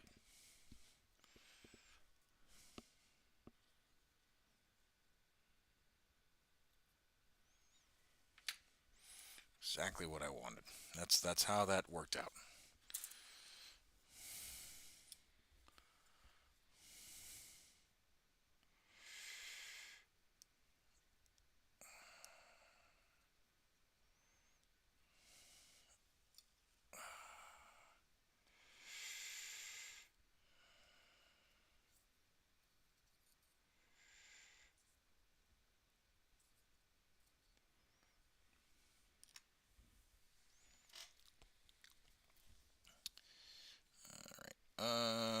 The wheels and the wheels turn round.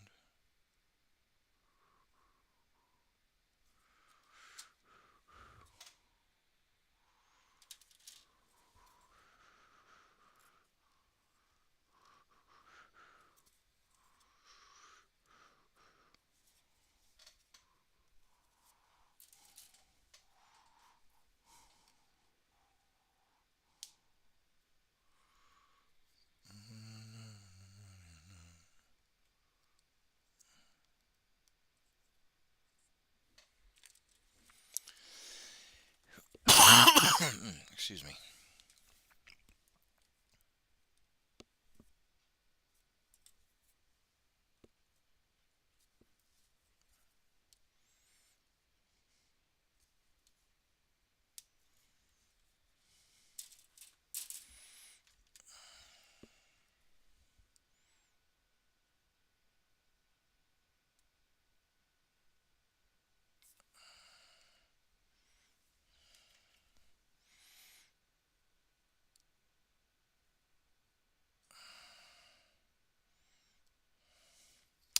There we go. Hey, look at that.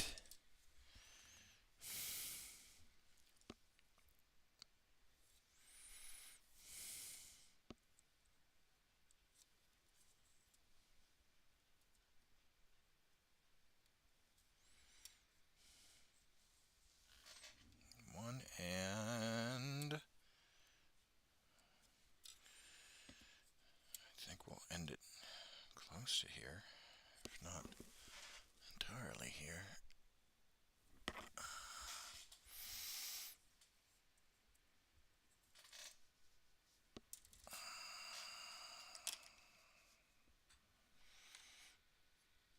Alrighty.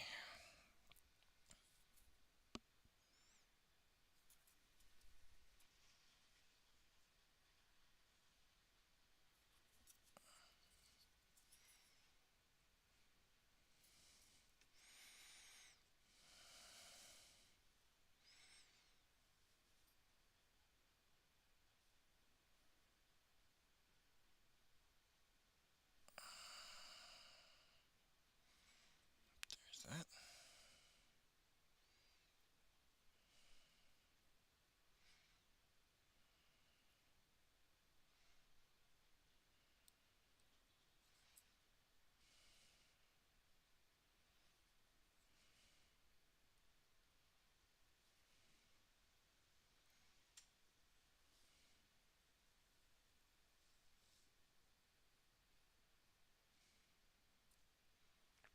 There's that. And look at that. And two finished gun carriages. Oh, no, not yet. I lied.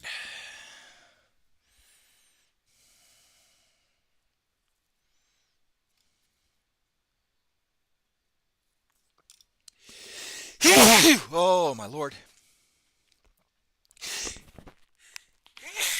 Golly. Oh, sounded Something is growing that's kicking my ass.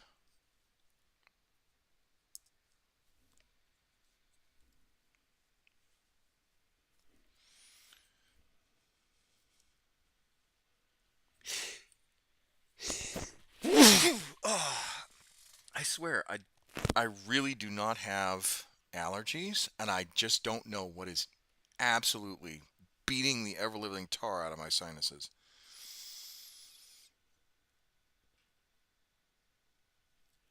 It's just like, Commissar, you don't have a handicap yet. Oh man, my fingers are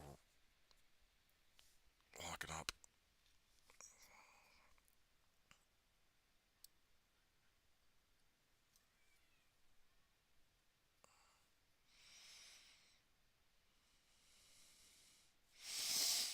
There we go.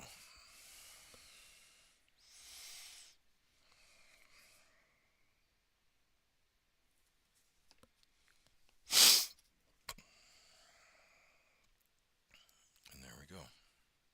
Ah, damn it.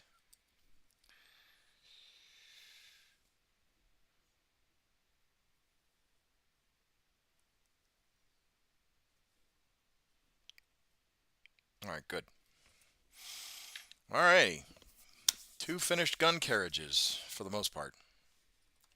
Obviously, the gun carriages aren't completely finished.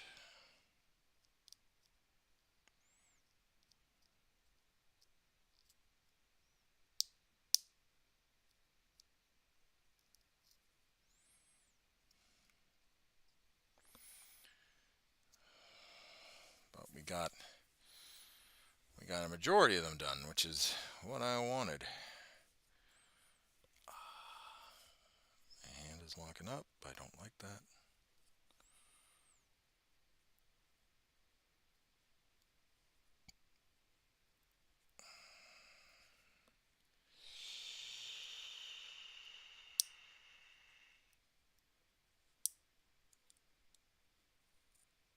And there we go. And all right. So we got the cannons squared away. We got the gun carriages. We got all these guys put on bases.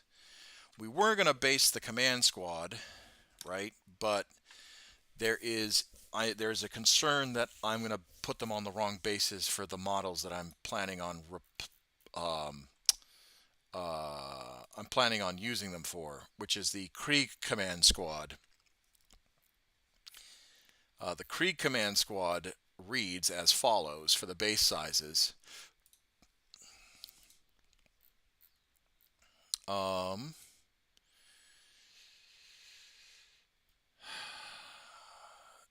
6 25 millimeter, which I do. I do have 6 25 millimeter bases, and then one 32 round base, and that's it, right? So,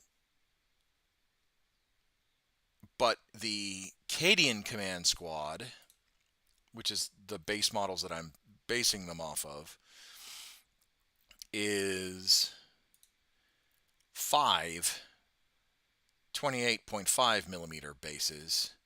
And then if you look at the actual Commissar base size, the Commissar base size is 28.5 millimeter base. So until I figure out which base the Lord this Kit Bash Krieg command squad is going to be, I can't do anything else with them. I can prime them and I can start painting, but I can't do anything else other than that. Um, so that'll be it for this particular episode. And the next time we're gonna prime these, not focus on these, but we're gonna do this bad boy. We're gonna do the Manticore missile battery. Finish this guy. Make sure that he's good to go and presentable. Um, and make sure that he looks like a absolute fucking badass of a unit.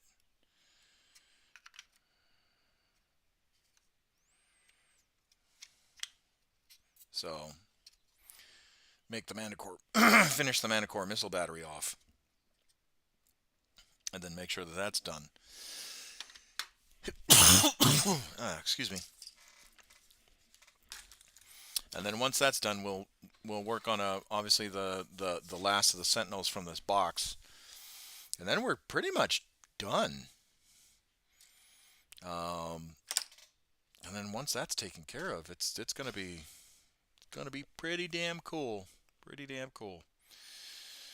Um, so yeah, I think that's what we're gonna end up doing. And then any of the next boxes will or any of the more of any more of the models that we're going to be building, it's just going to flesh out the army further because we do have to build a siege gun. We have to build two siege guns, um, and then um, and then once those siege guns are done, we got to modify the models that are working the siege gun that way that they look like the models that I have, not the Deathcore of Krieg. Um, and then actually, yeah, if we do three siege guns, that should round it out. That way, I have everything, and then that'll be that. Yeah, it'll be we're looking pretty damn good for the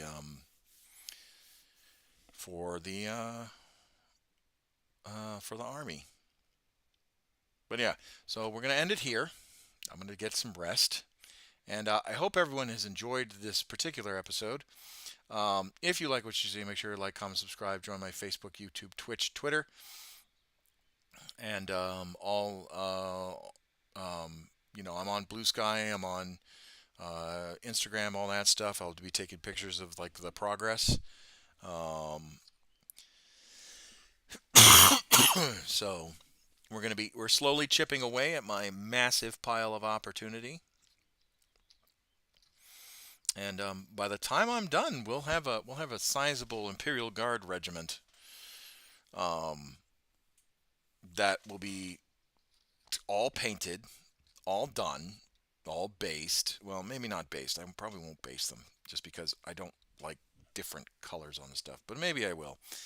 And yeah, it'll be amazing. It will be. So and plus, it's like if I manage to future proof the army, it will be even more spectacular, and I can divert my efforts into the other factions that I really want to like work and play with. So anyway, my name is Commissar Hecht. I hope you all enjoy this episode. If you like what you see, make sure you like, comment, subscribe. Join my YouTube, Facebook, Kick, Twitch, Twitter, Instagram, Blue Sky, and Discord, obviously. And I will see you guys in the next episode. Um, and yeah, you all have a good day.